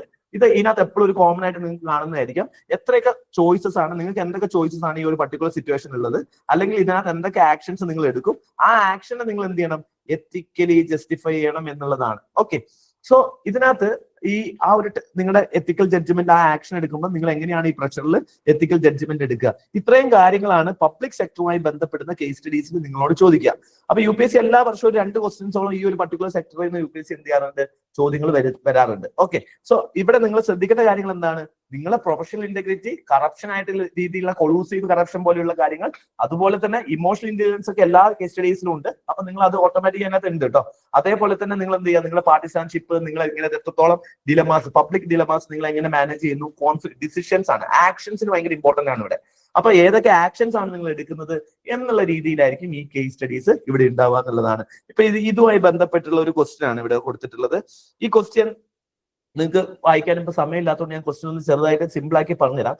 ആദ്യം കേസ് സ്റ്റഡി വരുന്ന സമയത്ത് നിങ്ങൾ എങ്ങനെയാണ് ഇത് അപ്രോച്ച് ചെയ്യേണ്ടതെന്ന് ഞാൻ പറഞ്ഞുതരാം. അപ്പൊ നമുക്കൊരു കേസ് സ്റ്റഡി വരുമ്പോൾ കേസ് സ്റ്റഡി ചില സമയത്ത് ലെങ്ത് ആയിട്ടുള്ള ഒരു പേജ് മൊത്തമുള്ള ക്വസ്റ്റ്യൻസ് ചോദിക്കാറുണ്ട്, ചിലപ്പോൾ ഹാഫ് പേജ് ക്വസ്റ്റ്യൻസ് വരാറുണ്ട്, ചിലപ്പോൾ ചെറിയ ഒരു പാരഗ്രാഫ് മാത്രമേ ക്വസ്റ്റ്യൻ വരുള്ളൂ, ചില സമയത്ത് അത് 1.25 പേജ് വരെയൊക്കെ പോയിട്ടുള്ള കേസ് സ്റ്റഡീസ് ഒക്കെ വന്ന സമയങ്ങളുണ്ട്. പക്ഷെ എല്ലാ കേസ് സ്റ്റഡീസും അന്നേരം അങ്ങനെ ആയിരിക്കില്ല. അപ്പൊ ചില കേസ് സ്റ്റഡീസ് ചെറുതാവും. whatever it is 1.5 hours അല്ലെങ്കിൽ 1.5 hours ഒരു 10 minutes എക്സ്ട്രാ എന്ന രീതിയിൽ നമുക്ക് അത് കംപ്ലീറ്റ് ചെയ്തേ മതിയാവുള്ളൂ. അപ്പൊ നമുക്കിവിടെ സമയം എന്ന് പറയുന്നത് കുറച്ച് കുറവായിരിക്കും. അപ്പൊ ഒരു കേസ് സ്റ്റഡി വായിക്കുന്ന സമയത്ത് നമ്മൾ എന്തൊക്കെ കാര്യങ്ങൾ ശ്രദ്ധിക്കണം. അപ്പൊ കേസ് സ്റ്റഡി വായിക്കുന്ന സമയത്ത് നമ്മൾ വെറുതെ ഒരു ടോപ്പിക് ഇരുന്ന് വായിച്ചു പോവല്ല ചെയ്യുന്നത്. നമ്മൾ ഇനിഷ്യലി തന്നെ എന്ത് ചെയ്യണം, ആ കേസ് സ്റ്റഡി വായിക്കുന്നതിന്റെ കൂടെ തന്നെ അതിന്റെ സ്റ്റേക്ക് ഹോൾഡേഴ്സിനെ നമ്മൾ ഐഡന്റിഫൈ ചെയ്യണം. ഓരോ ഇതിലും നമുക്ക് എന്തുണ്ടാവും, ഓരോ സ്റ്റേക്ക് ഹോൾഡേഴ്സ് ഉണ്ടാവും. അപ്പൊ ഈ സ്റ്റേക്ക് ഹോൾഡേഴ്സ് ആരൊക്കെയാണ്, അതിൽ നിങ്ങളുടെ റോൾ എന്താണെന്ന് നിങ്ങൾ മനസ്സിലാക്കണം. നിങ്ങൾ ആരാണ്, റോൾ ഓഫ് യു, അതായത് നിങ്ങൾ ഈ കേസ് സ്റ്റഡിയിൽ ആരാണ് എന്നുള്ളത് നിങ്ങൾ മനസ്സിലാക്കണം. അതേപോലെ തന്നെ ഈ കേസ് സ്റ്റഡീസിൽ എന്തൊക്കെ എത്തിക്കൽ ഡിലമാസ് ആണ് നിങ്ങൾ എന്ത് ചെയ്യുന്നത്, കാണുന്നത്, ഡിലമാസ് എന്തൊക്കെ ഉണ്ടെന്നുള്ളത് നിങ്ങൾ നോക്കണം. അപ്പൊ ഓരോരോ കേസസിലും ഓരോരോ ഡിഫറെന്റ് ആയിരിക്കും. അതുപോലെ തന്നെ അതിന്റെ സിറ്റുവേഷനിൽ ആരൊക്കെയാണ് അതിന്റെ കീ പ്ലേയേഴ്സ് എന്നുള്ളത് നോക്കിയിട്ട് വേണം ഒരു കേസ് വായിക്കാൻ. ആൻഡ് ഹോളിസ്റ്റിക് അണ്ടർസ്റ്റാൻഡിങ് കിട്ടണം. ഈ കേസിൽ ചിലപ്പം പ്രധാനപ്പെട്ട കേസ് പറയും ഈ ഒരു ഭാഗത്തായിരിക്കാം, പക്ഷെ എന്താവും അതിന്റെ ചില ആസ്പെക്ട്സ് ഇവിടെ പറഞ്ഞിട്ടുണ്ടാവും. അപ്പൊ അത് നെഗ്ലക്ട് ചെയ്യരുത്. അപ്പം ആ ആസ്പെക്ട്സ് എന്തെങ്കിലും ആ സ്റ്റോറി കംപ്ലീറ്റ് ആവണമെന്നുണ്ടെങ്കിൽ ഇത്രയും കാര്യങ്ങൾ നിങ്ങൾ മെൻഷൻ ചെയ്യണം. അപ്പൊ ഒരു കേസ് സ്റ്റഡി വായിക്കുന്ന സമയത്ത് നിങ്ങൾക്ക് എന്ത് ചെയ്യാന്ന് വെച്ച് കഴിഞ്ഞാൽ, ഇപ്പൊ ഇതിനകത്ത് നിങ്ങൾ നോക്കിയേ, you have just been appointed as A additional district general of central public work department. ഇവിടെ യു എന്നുള്ളത് ആരാണ്, നിങ്ങളാണ്. അപ്പൊ ഇവിടെ നമ്മൾ എന്ന് പറയുന്നത് ഒരു additional director general of public work department ആണ്. അപ്പൊ നമുക്ക് മനസ്സിലായി, ഇത് നമ്മളിങ്ങനെ മാർക്ക് ചെയ്ത് വെച്ചു, ഇവൻ നമ്മളാണ്. Okay, it's me. അപ്പൊ നമ്മളാരാണ്, അടിപൊളി മനുഷ്യനാണ്. അവിടെ എന്തുണ്ട്, നിങ്ങളുടെ ഡിപ്പാർട്ട്മെന്റില് the chief architect of your division, രണ്ടാമത്തെ സ്റ്റേക്ക് ഹോൾഡേഴ്സ് ചീഫ് ആർക്കിടെക്ട് ആണെന്ന് നിങ്ങൾക്ക് മനസ്സിലായി, of the division who is a retire in 6 months. അപ്പൊ എന്താണ് അതിന്റെ അർത്ഥം, എന്താണ്, വളരെ സീനിയർ ആണ്. 6 മാസം കഴിഞ്ഞ് റിട്ടയർ ആവുന്നുള്ള കാര്യം കൂടി നമുക്ക് മനസ്സിലായി. ഓക്കെ, അപ്പൊ ചീഫ് ആർക്കിടെക്ട് ആണ്, സീനിയർ പേഴ്സൺ. ഓക്കെ, ഇനി in passionately working on very important project and successful completion of which would earn him a lasting reputation for rest of his life. Okay. അപ്പൊ നമ്മൾ ആലോചിക്കുന്നത് വെച്ചാൽ നമുക്ക് വേണമെങ്കിൽ ഇത് പെട്ടെന്ന് മനസ്സിലാക്കാൻ വേണ്ടി നിങ്ങൾക്ക് ഇമാജിനും ചെയ്യാൻ പറ്റുവാണെങ്കിൽ ഭയങ്കര നല്ലതാണ്. അപ്പൊ നമുക്ക് ഇത് വായിക്കുന്ന സമയത്ത് ആലോചിക്കുക, ഒരു ചീഫ് ആർക്കിടെക്ട്. അപ്പൊ നമുക്ക് ഇവിടെ ആരെ കാണാൻ പറ്റും? ഇപ്പൊ നമുക്ക് വേണമെന്നുണ്ടെങ്കിൽ നമുക്ക് നമ്മുടെ മെട്രോമാൻ ഈ ശ്രീധരൻ സാറിനൊക്കെ നമുക്ക് വേണമെങ്കിൽ മനസ്സിലാലോചിച്ച് നമുക്ക് പെട്ടെന്ന് സ്റ്റോറി കണക്റ്റഡ് ആവും. ഓക്കെ. അപ്പം വയസ്സാവുന്നതിന് മുൻ റിട്ടയർ ആവുന്നതിന് മുമ്പ് ഒരു പ്രൊജക്ട് കംപ്ലീറ്റ് ചെയ്തുകൊണ്ടിരിക്കുകയാണ്. എ ന്യൂ ആർക്കിടെക്ട് കയറി. അപ്പോഴാണ് എന്ത് ചെയ്യുന്നത്? ഒരാൾ വരുന്നു, സിനിമ കഥ വില്ലെത്തി. ഓക്കെ. തേർഡ് സ്റ്റേക്ക് ഹോൾഡർ വന്നു. ഇനി പുള്ളിക്കാരിന്റെ പേര് സീമയാണ്. Trained at Manchester school of architecture, highly educated ആണ് എന്നാണ് അർത്ഥം. UK-ലാണ്, senior architect in your divisions. And during the briefing about the project Seema made some suggestion which would not only add value to the project but would also reduce the completion time എന്നുള്ളതാണ്. സീമ പുറത്തുനിന്ന് വന്ന് പഠിച്ചു, അതിന്റെ എന്ത് show of ഇറക്കുന്നുണ്ട് അവിടെ. Okay. അപ്പൊ വലിയ അടിപൊളി സാധനങ്ങളൊക്കെ ചെയ്യുന്നുണ്ടെന്നുള്ളത് നമുക്ക് മനസ്സിലായി എന്നുള്ളത് നമ്മൾ മനസ്സിലാക്കി വെക്കാം. സോ നിങ്ങൾക്ക് റിലേറ്റബിൾ ആയിരിക്കണം story. Okay. So this has made the chief architecture insecure. പാവം മച്ചാൻ ഇതറിയില്ല. And he is constantly worried that all the credit will go to her. Okay. ഇവിടെ എന്തുണ്ട്? ലീഡർഷിപ്പിന്റെ ഒരു പ്രോബ്ലം. ഇവിടെ നമുക്ക് ഒരു എത്തിക്കൽ ഡിലമ മനസ്സിലായില്ലേ? ഇവിടെ എന്താണ്? ഇയാൾക്ക് ആ ഒരു പ്രൊജക്ട് വളരെ നന്നാവും, പക്ഷെ ഇയാൾ എന്ത് ചെയ്യുന്ന പേടിക്കുന്നത് എന്താണ്? ഇയാളുടെ പേഴ്സണൽ അച്ചീവ്മെന്റിന് അത് ബാധിക്കും എന്നുള്ളതാണ് പേടിക്കുന്നത്. അപ്പൊ ഇവിടെ പബ്ലിക് സെക്ടർ വാല്യൂസും അല്ലെങ്കിൽ പബ്ലിക് സെക്ടർ ഇന്റഗ്രിറ്റിയും വേഴ്സസ് ഓർഗനൈസേഷണൽ ഡിമാൻഡും തമ്മിൽ എന്ത് ചെയ്യുന്നു? ഒരു എത്തിക്കൽ ഡിലമ നമുക്ക് ഇവിടെ തന്നെ കാണാൻ പറ്റും എന്ന് നമുക്ക് മനസ്സിലായി. ഇവിടെ ഒരു കോൺഫ്ലിക്ട് ഉണ്ട്. ഇയാൾ അങ്ങനെ ഒരു കോൺഫ്ലിക്ട് അത് നേരിടുന്നുണ്ട്. And subsequently he adopted a passive aggressive behaviour. മച്ചാന്റെ സ്വഭാവം മാറി. Towards her and has become disrespectful. Already ഇവിടെ എന്തുണ്ട്? ഡിസ്റെസ്പെക്ട് ചെയ്യുന്നു, വയലേഷൻ എന്ത് ചെയ്യുന്നുണ്ട്? ഇപ്പം മൊറാലിറ്റി വയലേറ്റ് ചെയ്യുന്നുണ്ട് അല്ലെ? ഇവിടെ എത്തിക്കൽ ഡിലമ ചെയ്യുന്നുണ്ട്. ജെൻഡർ ബേസ്ഡ് ആയിട്ടുള്ള അല്ലെങ്കിൽ വുമൺ എന്ത് ചെയ്യുന്നുണ്ട്? ലാക്ക് ഓഫ് റെസ്പെക്ട് നമുക്ക് ഇവിടെ കാണാൻ പറ്റും. ഇഷ്യൂ ആണ്. And seems felt it embracing as chief architecture left no chance of humiliating her. എല്ലാ അവസരവും മുതലാക്കി. So he would very often correct her in front of other colleagues and raise his voice while speaking to her.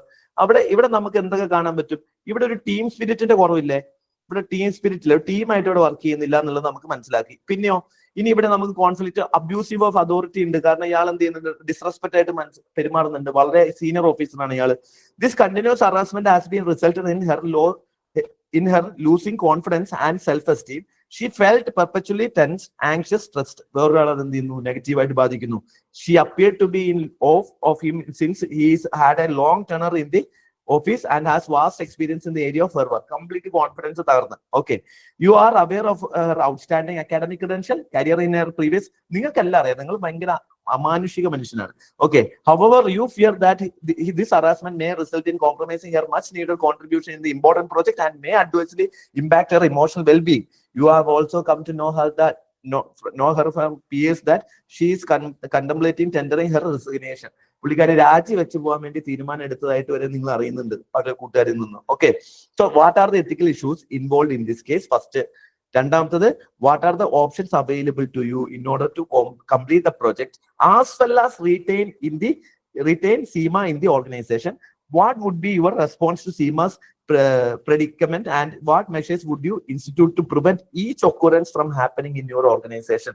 എന്ന രീതിയിലുള്ള 3 questions ആണ് follow up questions ആയിട്ട് വെച്ചിരിക്കുന്നത്. ഇനി ഇതിനകത്ത് first നമ്മൾ ചെയ്തത്, നമ്മൾ പറഞ്ഞു സ്റ്റേക്ക് ഹോൾഡേഴ്സിനെ നമ്മൾ ഐഡന്റിഫൈ ചെയ്യുക എന്നുള്ളതാണ്. ഇതിനകത്തുള്ള സ്റ്റേക്ക് ഹോൾഡേഴ്സ് ആരൊക്കെയാണെന്ന് നിങ്ങൾക്ക് ഇനി ഒന്ന് പറയാമോ? ആരൊക്കെയാണ് ഇതിനകത്തുള്ള സ്റ്റേക്ക് ഹോൾഡേഴ്സ്? ഇപ്പൊ നിങ്ങൾക്ക് ഒരു സ്റ്റോറി ആയിട്ട് നിങ്ങൾ മനസ്സിലുണ്ടാവും അല്ലെ?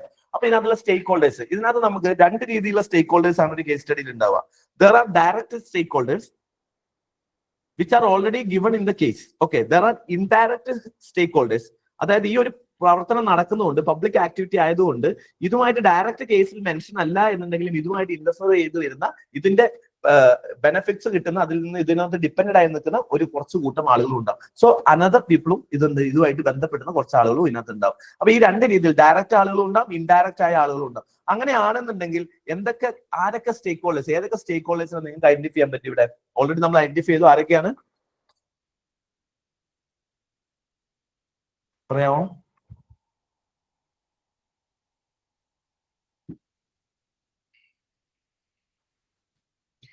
ചീഫ് ആർക്കിടെക്ട് ഉണ്ട്. യെസ്.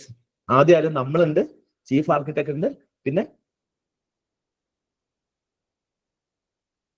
സീമ ഉണ്ട്. ഓക്കെ. വേറെ ആരെങ്കിലും ഉണ്ടോ?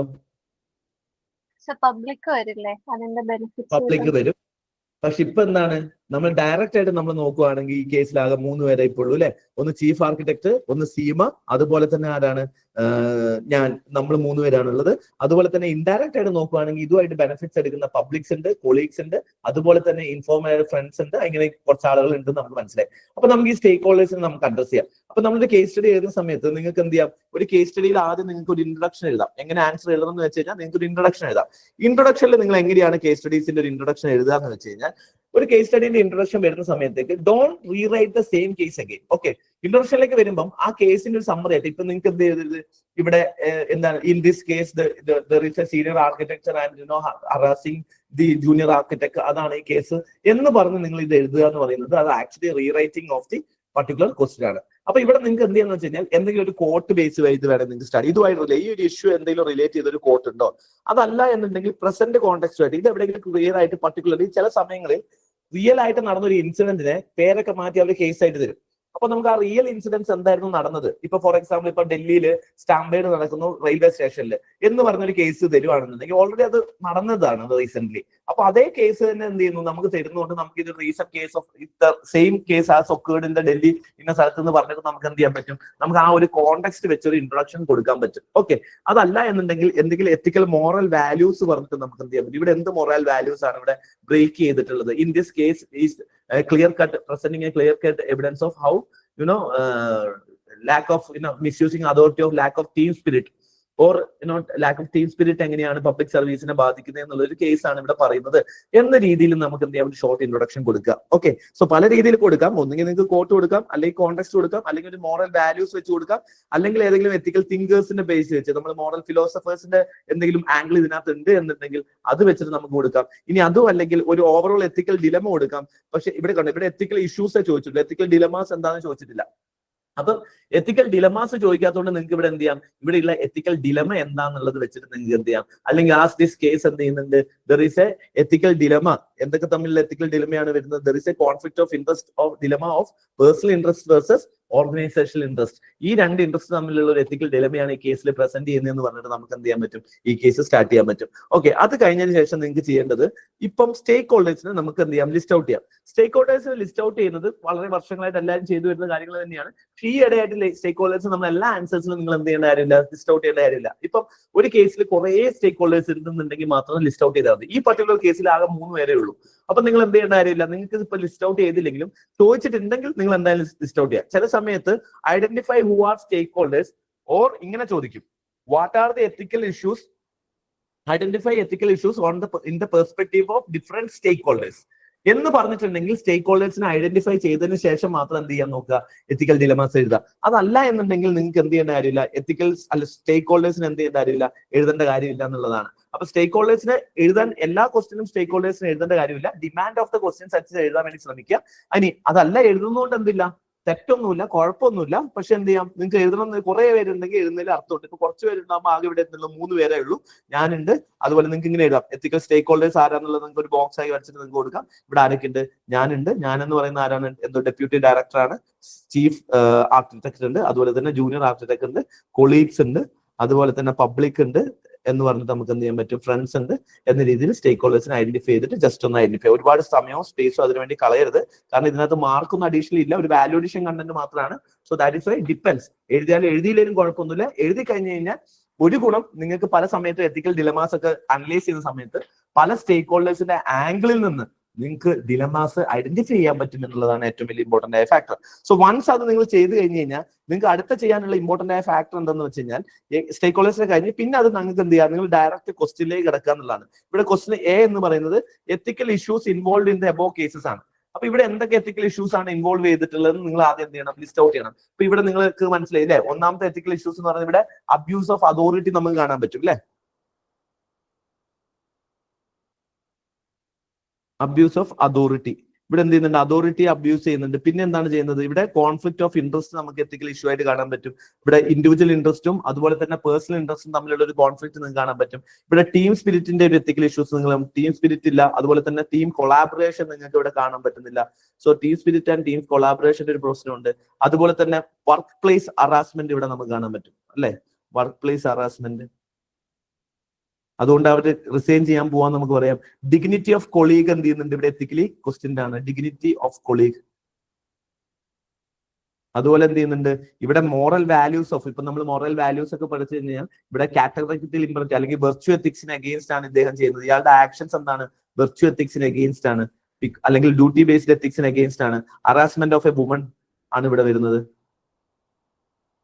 സോ ഇത്രയും എത്തിക്കൽ ഇഷ്യൂസ് നിങ്ങൾക്ക് ഇവിടെ എന്ത് ചെയ്യാം, ലിസ്റ്റ് ഔട്ട് ചെയ്യാം. ഈ എത്തിക്കൽ ഇഷ്യൂസ് ലിസ്റ്റ് ഔട്ട് ചെയ്യുന്ന സമയത്ത് എന്താണ് ആ സിറ്റുവേഷൻ നോക്കിയുള്ള ജസ്റ്റ് കറക്റ്റ് ചെയ്ത് കൊടുത്ത് എഴുതുകയാണെന്നുണ്ടെങ്കിൽ ഇവിടെ നിങ്ങൾക്ക് പോയിന്റ് ആയിട്ട് എഴുതിയാൽ മതി. ആ എത്തിക്കൽ ഇഷ്യൂസ് എന്തൊക്കെയാണെന്നുള്ളത് എന്ത് ചെയ്യുക, പോയിന്റ് ഔട്ട് ചെയ്ത് എഴുതി പോവുകയാണെന്നുണ്ടെങ്കിൽ നിങ്ങൾക്ക് കുറച്ചുകൂടി മാർക്ക് കൂടുതൽ കിട്ടും. ഇനി രണ്ടാമത്തെ പാർട്ടിലേക്ക് വരുമ്പോഴാണ് ഏറ്റവും ഇമ്പോർട്ടന്റ് ആയ പാർട്ട്, എന്തൊക്കെ ആക്ഷൻസ് നിങ്ങൾക്ക് ഇവിടെ എടുക്കാം എന്നുള്ളതാണ്. ഓക്കെ, രണ്ടാമതുണ്ട് what are the options available to. ഈ പബ്ലിക് സെക്ടർ ക്വസ്റ്റ്യൻസിൽ എപ്പോഴും നിങ്ങൾക്ക് എന്തുണ്ടാവും, ഓപ്ഷൻസ് ചോദിച്ചിട്ടുണ്ടാവും. എന്തൊക്കെ ഓപ്ഷൻസ് ആണ് നിങ്ങൾക്ക് എടുക്കുക എന്നുള്ളത് വളരെ ഇമ്പോർട്ടന്റ് ആയിട്ട് ചോദിച്ചിട്ടുണ്ടാവും. So what are the options available to in order to complete the project as well as return Seema in the organisation. ഇവിടെ രണ്ട് കാര്യങ്ങൾ ശ്രദ്ധിക്കണം. ഇവിടെ ഓപ്ഷൻസ് എന്ന് പറയുമ്പോൾ നിങ്ങൾക്ക് എന്തൊക്കെ ഓപ്ഷൻസ് ഇവിടെ എടുക്കാൻ പറ്റും. നിങ്ങൾക്ക് പറയാം, നിങ്ങൾ ഇവിടെ ആണെങ്കിൽ, നിങ്ങൾ ആണ് ഇവിടുത്തെ സീനിയർ ആയിട്ടുള്ള ഓഫീസർ എന്നുണ്ടെങ്കിൽ what are the options available to, നിങ്ങൾ എന്തൊക്കെ ഓപ്ഷൻസ് ഇവിടെ എടുക്കും?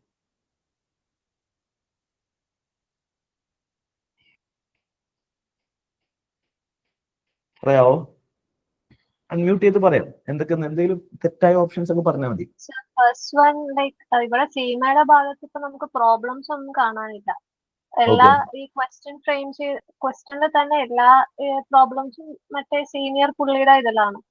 അപ്പം ഹെഡ് എന്നുള്ള രീതിക്ക് എനിക്ക് ആ പുള്ളിയെ വിളിച്ചിട്ട് സംസാരിക്കുകയല്ല, ലൈക്ക് ഇത് റോങ് ആണെന്ന് പറയുക, അല്ലെങ്കിൽ ആക്ഷൻസ് എടുക്കും എന്നുള്ള രീതിക്ക് മുന്നോട്ട് പോവാം ആ പുള്ളിക്ക് അഗെയിൻസ്റ്റ്, സീനിയർ ആർക്കിടെക്ടിന് against. Action against senior architecture അല്ലേ? പിന്നെ ഈ പറഞ്ഞ പോലെ ഹരാസ്മെന്റ് ഹ്യൂമിലിയേഷൻ ഒക്കെ ഉണ്ടെങ്കിൽ സീമയ്ക്ക് തന്നെ ഡയറക്റ്റ് ആയിട്ട് ആക്ഷൻ, ലൈക്ക് ഇപ്പൊ അങ്ങനത്തെ പോർട്ടൽസ്, പോഷ് പോലെയുള്ള സംഭവങ്ങളൊക്കെ ഉണ്ടല്ലോ. സോ അതിനുള്ള ഒരു ഓപ്ഷൻ ഉണ്ട് എന്ന് വേണമെങ്കിൽ പറയാം. പിന്നെ ഈ പറഞ്ഞ പോലെ രണ്ടുപേരുടെയും എക്സ്പെർട്ടൈസ്. ഇവിടെ സെക്ഷൽ ഹറാസ്മെന്റ് ഇല്ല, ഇത് വർക്ക് സ്പേസിലുള്ള ഈ പറഞ്ഞ സംസാരിക്കുക, അവരെ അംഗീകരിക്കാതിരിക്കുക, കളിയാക്കുക എന്നൊക്കെ സിറ്റുവേഷൻ ആണ്. പക്ഷെ ഒരു തിൻ ലൈൻ ആയിരിക്കും. പിന്നെ രണ്ടുപേരുടെ എക്സ്പെർട്ടൈസ് ഓർഗനൈസേഷൻ ആവശ്യമുണ്ട്. അപ്പം അത് രണ്ടും ബാലൻസ് ചെയ്ത് പോകുന്ന തരത്തില് എന്തെങ്കിലും കൊളാബറേറ്റീവ് ആയിട്ട് അപ്രോച്ച് ചെയ്യാമെന്നുള്ളൊരു ഇത്. വേറെ എന്തെങ്കിലും ഓപ്ഷൻ ഉണ്ടോ ആരെങ്കിലും? ഇവിടെ ചീഫ് ആർക്കിടെക്ടിന് ഇൻസെക്യൂരിറ്റി ഒരു ഇഷ്യൂ ആണല്ലോ. അപ്പോ എന്തായാലും കൊളീഗ്സ് അങ്ങനെ വന്ന് പറഞ്ഞ സ്ഥിതിക്ക് ഞാൻ ആ ചീഫ് ആർക്കിടെക്ടിനെ വിളിച്ചിട്ട് ഒന്ന് സംസാരിക്കാൻ നോക്കും.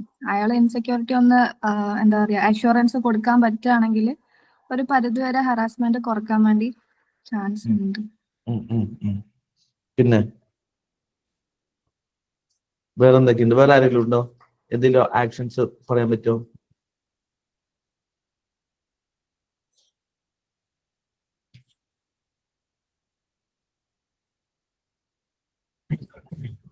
വേറെ ആരെങ്കിലും ഉണ്ടോ?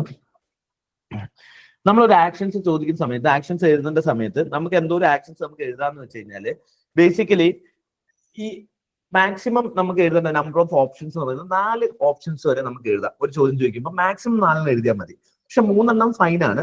ഇനി സിറ്റുവേഷൻസിന്റെ കോംപ്ലക്സിറ്റി അനുസരിച്ച് നിങ്ങൾക്ക് 4 എണ്ണം വരെ എഴുതാം. 5 6 ആക്ഷൻസ് എത്ര എഴുതുന്ന ഇവർ പറഞ്ഞിട്ടില്ല. പക്ഷെ നമുക്ക് എന്ത് ചെയ്യാം, 4 ഓപ്ഷൻസ് വരെ നമുക്ക് what are the options available to you എന്ന് ചോദിക്കുന്ന സമയത്ത് 2 3 ഓപ്ഷൻസിൽ മിനിമം 3 ഓപ്ഷൻസ് എന്തായാലും നിങ്ങൾ എഴുതാം. സോ മിനിമം എന്തായാലും നിങ്ങൾ എത്ര എഴുതണം? 3 ഓപ്ഷൻസ്. നിങ്ങൾ ഒരു എത്തിക്കൽ ഓപ്ഷൻസ് നിങ്ങളോട് ചോദിക്കുമ്പോൾ 3 ഓപ്ഷൻസ് മിനിമം ആണ്, അതെന്തായാലും എഴുതണം. ഇനി എന്ത് ചെയ്യാം, നിങ്ങൾ കോംപ്ലക്സിറ്റി ഓഫ് ദ കേസ് അനുസരിച്ച് നിങ്ങൾക്ക് എന്ത് ചെയ്യാം, നമ്പർ ഓഫ് ഓപ്ഷൻസ് വേണമെങ്കിൽ കൂട്ടാം. അത് മാക്സിമം എവിടെ വരെ പോവാം? 4 ഓപ്ഷൻസ് വരെ പോവാം. സോ ഒരു കേസ് സ്റ്റഡിയിൽ മാക്സിമം പോകാൻ പോകുന്ന ഓപ്ഷൻസ് എന്ന് പറയുന്നത് 4 ഓപ്ഷൻസ് ആണ്. ഇതിൽ കൂടുതൽ നിങ്ങൾ എന്ത് എഴുതരുത്, ഓപ്ഷൻസ് എഴുതരുത്. ഇതിൽ കൂടുതൽ നിങ്ങൾക്ക് ഓപ്ഷൻസ് എഴുതി കഴിഞ്ഞാൽ സ്പേസ് തികയില്ല. അതുപോലെ അതിന്റെ കൃത്യമായ എത്തിക്കൽ അനാലിസിസ് നിങ്ങൾക്ക് ചെയ്യാൻ പറ്റില്ല. ഒരുപാട് ഡിസിഷൻസ് ഉണ്ടായിട്ട് നിങ്ങൾക്ക് ഡിസിഷൻ എടുക്കാൻ പറ്റാത്ത ഒരാളെ പോലെ ആയിരിക്കും നിങ്ങൾക്ക് ഫേസ് ചെയ്യാം. ഇനി ഒരു എത്തിക്കൽ ഇഷ്യൂസ് പബ്ലിക് ലൈഫിൽ ഉണ്ടാകുന്ന സമയത്ത് നിങ്ങൾക്കുള്ള ഓപ്ഷൻസ് എന്തൊക്കെയാണ്? ബേസിക്കലി നിങ്ങളുടെ ഓപ്ഷൻസിന് നമുക്ക് എങ്ങനെയാണ് ക്ലാസിഫൈ ചെയ്യാൻ പറ്റും?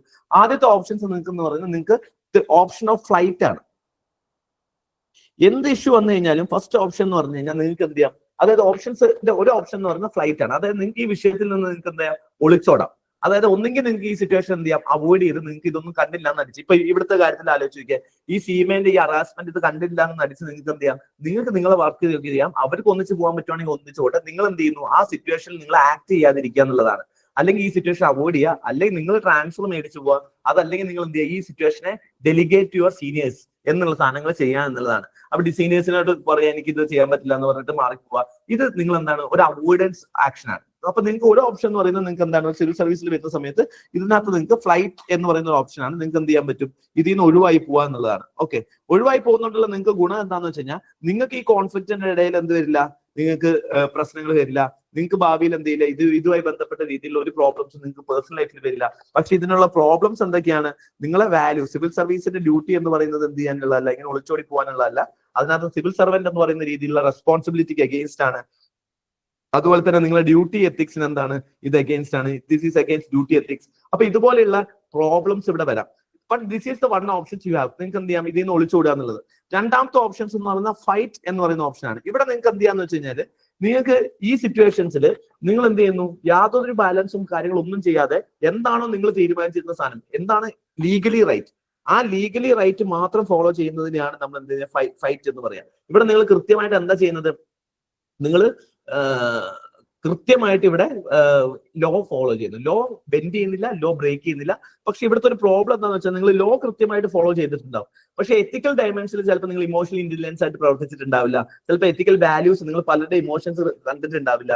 സോ ഇതിനകത്ത് ഒരു പ്രോബ്ലം എന്ന് വെച്ചാൽ ഇത് ഭയങ്കര ഐഡിയലിസ്റ്റിക് ആൻസർ ആയിരിക്കും. ഒരിക്കലും എന്ത് ചെയ്യില്ല, ഇത് സ്ട്രിക്റ്റ് ആയിട്ടുള്ള കൃത്യം നിങ്ങൾ അത് മാത്രമേ ചെയ്യുള്ളൂ എന്ന് പറഞ്ഞ് പോകുന്നത്. ഇപ്പം ഫോർ എക്സാമ്പിൾ ഈ സിറ്റുവേഷനിൽ ഇപ്പൊ നിങ്ങളെ മകൻ ഒരു ക്രൈം ചെയ്തു. ഈ ക്രൈം ചെയ്ത സിറ്റുവേഷനിൽ ഞാൻ എന്ത് ചെയ്തു, നിങ്ങൾ പോലീസ് ഓഫീസർ ആണെങ്കിൽ നിങ്ങൾ എന്ത് ചെയ്യുന്നു ചോദിക്കുന്ന സമയത്ത് ഞാൻ അവനെ പിടിച്ച് അറസ്റ്റ് ചെയ്ത് ജയിലിൽ കൊണ്ട് ഇടുന്നു പറഞ്ഞ് ലോ ഞാൻ പ്രൊട്ടക്ട് ചെയ്യുന്ന പറയുമ്പോൾ അത് ഒരു ഒറിജിനാലിറ്റി നിങ്ങൾക്ക് അവിടെ ഫീൽ ചെയ്യില്ല. നിങ്ങൾ അത് എന്ത് ചെയ്യും, നിങ്ങൾ നുണ പറയുന്നതേ തോന്നുള്ളൂ. അപ്പൊ ഓട്ടോമാറ്റിക്കലി ഇങ്ങനെയുള്ള സാധനങ്ങളിൽ നിങ്ങൾ എന്ത് ചെയ്യാതിരിക്കുന്നതാണ് നല്ലത്, നിങ്ങൾ കൃത്യമായിട്ടുള്ള ഈ ഒരു സ്റ്റാൻഡ് എടുക്കാതിരിക്കുന്നതാണ് നല്ലത്. പക്ഷേ ഇതൊരു ഓപ്ഷനാണ്. ഇത് രണ്ടാമത്തെ ഓപ്ഷൻ ആണ് നിങ്ങളുടെ. നിങ്ങൾക്ക് എന്ത് വേണമെങ്കിൽ അതിന് ഫൈറ്റ് ചെയ്യാം.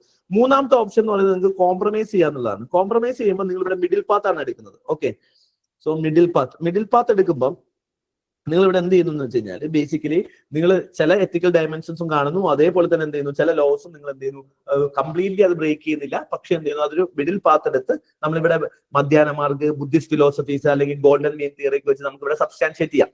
അപ്പൊ ആ സബ്സ്റ്റാൻഷിയേറ്റ് ചെയ്തിട്ട് നമുക്ക് എന്ത് ചെയ്യുന്നു, ഒരു മിഡിൽ പാത്ത് എടുക്കാം എന്നുള്ളതാണ് മൂന്നാമത്തെ ഓപ്ഷൻ എന്ന് പറയുന്നത്.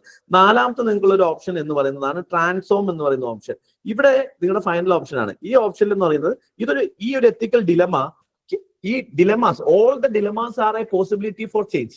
എവിടെയൊക്കെ ഡിലമാസ് ഒരു പബ്ലിക് ലൈഫിൽ വരുന്നുണ്ടോ അതെല്ലാം ഒരു പബ്ലിക് സർവന്റിനെ സംബന്ധിച്ചോളം ഒരു പോസിബിലിറ്റി ഓഫ് ചേഞ്ച് അവിടെ കൊണ്ടുവരുന്നത്. അവിടെ ഒരു പ്രോബ്ലം ഉള്ളതുകൊണ്ടാണ് അവിടെ എന്ത് ചെയ്യുന്നത്, ഒരു ഡിലമ വന്നത്. അപ്പൊ ആ ഡിലമ ഇനി എന്ത് ചെയ്യാൻ പാടില്ല, നിങ്ങളൊരു പബ്ലിക് സർവന്റ് ആയിരിക്കുമ്പോൾ നിങ്ങൾ ആ ഒരു ഡ്യൂട്ടി ചെയ്തതിന് ശേഷം, ഫോർ എക്സാമ്പിൾ നിങ്ങൾ ഡിസ്ട്രിക്ട് കളക്ടർ ആയിരിക്കുന്ന സമയത്ത് ഒരു ഇഷ്യൂ വന്നു. ആ ഇഷ്യൂസ് നിങ്ങൾ അത് വെല്ലായിട്ട് ഹാൻഡിൽ ചെയ്തു. പക്ഷെ നിങ്ങളെ ശേഷം വരുന്ന ഒരു ഓഫീസറിനും അതേ ഇഷ്യൂ വീണ്ടും വരാതിരിക്കുക എന്നുള്ളത് നിങ്ങളുടെ റെസ്പോൺസിബിലിറ്റിയാണ്. സോ നിങ്ങൾ എന്ത് ചെയ്യണം, ഈ സിറ്റുവേഷനെ ഒരു ട്രാൻസ്ഫോം ചെയ്യാനുള്ള റെസ്പോൺസിബിലിറ്റി ആക്കി കണ്ട് ഈ സിറ്റുവേഷൻ എന്ത് ചെയ്യാം, നിങ്ങൾക്ക് ഇവിടെ ചേഞ്ചസ് കൊണ്ടുവരിക എന്നുള്ളതാണ്. സോ ഈ ചേഞ്ച് എന്തായിരിക്കണം, ലോങ് ലാസ്റ്റിംഗ് ആയിരിക്കണം. അതായത് സിസ്റ്റം എന്ത് ചെയ്യണം, അപ്ഡേറ്റ് ചെയ്യണം. ഇപ്പം സിവിൽ സർവീസിനെ സംബന്ധിച്ചോളം സിവിൽ സർവീസിന്റെ കംപ്ലീറ്റ് സിസ്റ്റം ബെറ്റർ ആവുന്നത് ഓരോ ഓഫീസേഴ്സ് വന്ന് അവർ ബെറ്റർ ആക്കി ചെയ്യുമ്പോഴാണ്. അപ്പം അവിടെ നിങ്ങൾ ശ്രദ്ധിക്കേണ്ട, നിങ്ങൾ സിവിൽ സർവീസിൽ നിങ്ങൾ എന്ത് ചെയ്യണം, your contribution to public service എപ്പോഴും നിങ്ങൾക്ക് എന്ത് ചെയ്യാൻ പറ്റണം, കാണിക്കാൻ പറ്റണം എന്നുള്ളതാണ്. അപ്പൊ ഈ രീതിയിൽ 4 ഓപ്ഷൻസ് നിങ്ങൾക്ക് എഴുതാം. അപ്പൊ ഈ 4 ഓപ്ഷൻസിൽ നിങ്ങൾ ശ്രദ്ധിക്കേണ്ടത് എന്തായിരിക്കണം ഈ ഓപ്ഷന്റെ ഓർഡർ എന്നുള്ളതാണ്. അപ്പം നിങ്ങൾ എപ്പോഴും എഴുതേണ്ടത് worst option to the best option ആയിരിക്കണം നിങ്ങൾ എഴുതേണ്ടത് കേട്ടോ. വേർസ്റ്റ് ടു ബെസ്റ്റ് ആയിരിക്കണം ഓപ്ഷന്റെ ഓർഡർ. അപ്പം ആദ്യം നമ്മൾ എന്ത് ഓപ്ഷൻ എഴുതും, വേർസ്റ്റ് ഓപ്ഷൻ ആയിരിക്കും എഴുതുക. പിന്നെ നമ്മൾ എന്ത് ചെയ്തു, അതിനെക്കാട്ടും ബെറ്റർ ആയിട്ടുള്ള ഒരു ഓപ്ഷൻ എഴുതും. പിന്നെ അതിലും ബെറ്റർ ആയിട്ടുള്ള ഓപ്ഷൻ എഴുതും. And the final option is the best option. That option ആയിരിക്കും എന്ത് ചെയ്യാം, we would be taking. Okay, so final option ആയിരിക്കും എന്ത് ചെയ്യാം, നമ്മൾ കൂടുതലായിട്ട് എടുത്ത് മുന്നോട്ട് കൊണ്ടുപോകാം. ഇത് എന്തുകൊണ്ടാണ് അങ്ങനെ എഴുതാൻ കാരണം എന്ന് വെച്ച് കഴിഞ്ഞാൽ, ഒന്ന് നമ്മൾ ഓൾറെഡി ബെസ്റ്റ് ഓപ്ഷൻ കണ്ടെത്തിയിട്ടുണ്ടെന്നുണ്ടെങ്കിൽ പിന്നെ വേസ്റ്റ് ഓപ്ഷൻ ഡിസ്കസ് ചെയ്യേണ്ട കാര്യമില്ല. അപ്പൊ ഓൾറെഡി നമുക്ക് എന്ത് ചെയ്യാം, ദീസ് ഓപ്ഷൻ ഉണ്ട്, പക്ഷെ ഇതൊക്കെയാണ് ഇതിന്റെ അഡ്വാൻറ്റേജ്, ഇതൊക്കെയാണ് ഇതിന്റെ ഡിസഡ്വാൻറ്റേജ്. ആൻഡ് സെക്കൻഡ് ഓപ്ഷൻ ഇതാണ് അഡ്വാൻറ്റേജ്, ഇതാണ് ഡിസഡ്വാൻറ്റേജ്. ആൻഡ് തേർഡ് ഓപ്ഷൻ ഇതാണ് ഇതിന്റെ merits, demerits. And fourth option demerit, demerits. And why I am taking this option. So here in this situation the best suitable option is the last option, option D or option C. And why? Because of all these reasons. ഈ all these reasons കൊണ്ട് ഞാൻ എന്ത് ചെയ്യുന്നു, ഈ option ഞാൻ എടുക്കുന്നു എന്ന് പറഞ്ഞ് നമുക്ക് സബ്സ്റ്റാൻഷിയേറ്റ് ചെയ്യുമ്പോൾ അവിടെ ഒരു ഫ്ലോ ഓഫ് ആൻസർ എന്ത് ചെയ്യും, കൃത്യമായിട്ട് വരുന്നതും കാണാൻ പറ്റും. ഇപ്പൊ നിങ്ങൾക്ക് നോക്കിക്കഴിഞ്ഞാൽ ഇവിടെ ഒരു കഴിഞ്ഞ വർഷം ടോപ്പേഴ്സിന്റെ പേപ്പേഴ്സ് ആണ്. ഇവിടെ നിങ്ങൾക്ക് കഴിഞ്ഞാൽ ഒരു ഓപ്ഷൻ എടുക്കുന്നുണ്ടോ, ഇപ്പം ഓപ്ഷൻസ് അവൈലബിൾ ടു യു എന്നുള്ളതാണ് ഫസ്റ്റ് പറഞ്ഞിരിക്കുന്നത്. ആൻഡ് ക്രിട്ടിക്കൽ ഇവാലുവേഷൻ എന്നുള്ളതാണ് അതിന്റെ രണ്ടാമത്തെ പാർട്ട് പറഞ്ഞത്. അപ്പൊ ഇവിടെ എന്ത് ചെയ്തെന്ന് വെച്ച് കഴിഞ്ഞാൽ എല്ലാം കൂടി ABCD എന്ന് പറഞ്ഞ ഒറ്റ പാർട്ടായിട്ട് എഴുതിയിട്ട് എന്ത് ചെയ്യുന്നു, അതിന്റെ ഓപ്ഷൻസും ഒറ്റ അടിയിൽ നിങ്ങൾക്ക് എഴുതാൻ പറ്റും. അപ്പൊ ചില സമയത്ത് ക്വസ്റ്റ്യൻസ് എങ്ങനെ ചോദിക്കുന്നു വെച്ച് കഴിഞ്ഞാൽ എ ബി ക്വസ്റ്റ്യൻ ചോദിക്കും, what are the options available to C, what are critically evaluate the ethical dimensions of option. D അങ്ങനെ ചോദിച്ചു കഴിഞ്ഞ് കഴിഞ്ഞാൽ നിങ്ങൾ റിപ്പീറ്റഡ് ആയിട്ട് ഓപ്ഷൻസ് എഴുതേണ്ടി വരും. അങ്ങനെ ചോദിക്കുന്ന സമയത്ത് നിങ്ങൾക്ക് എന്ത് ചെയ്യാം, ബി സി സബ് ക്വസ്റ്റ്യനെ ഒന്നിച്ച് എഴുതാം. ബി സി എന്ന് എഴുതിയിട്ട് ഒറ്റ ഹെഡിങ്ങിൽ എന്ത് ചെയ്യാൻ പറ്റും, നിങ്ങൾക്ക് ആൻസേഴ്സ് എഴുതുന്നതിലും കുഴപ്പമില്ല. അപ്പൊ ഇവിടെ ഓപ്ഷൻസ് എന്ന് പറയുമ്പോൾ ശ്രദ്ധിച്ചോ, ഇവിടെ ഓപ്ഷൻസ് എന്ന് പറയുന്നത് ഒരു സിംഗിൾ വേർഡ് അല്ല. ഓപ്ഷൻസ് എന്ന് പറയുന്നത് എന്താണ്, ഒരു ബ്രോഡർ എക്സ്പ്ലനേഷൻ ആണ് അല്ലെ.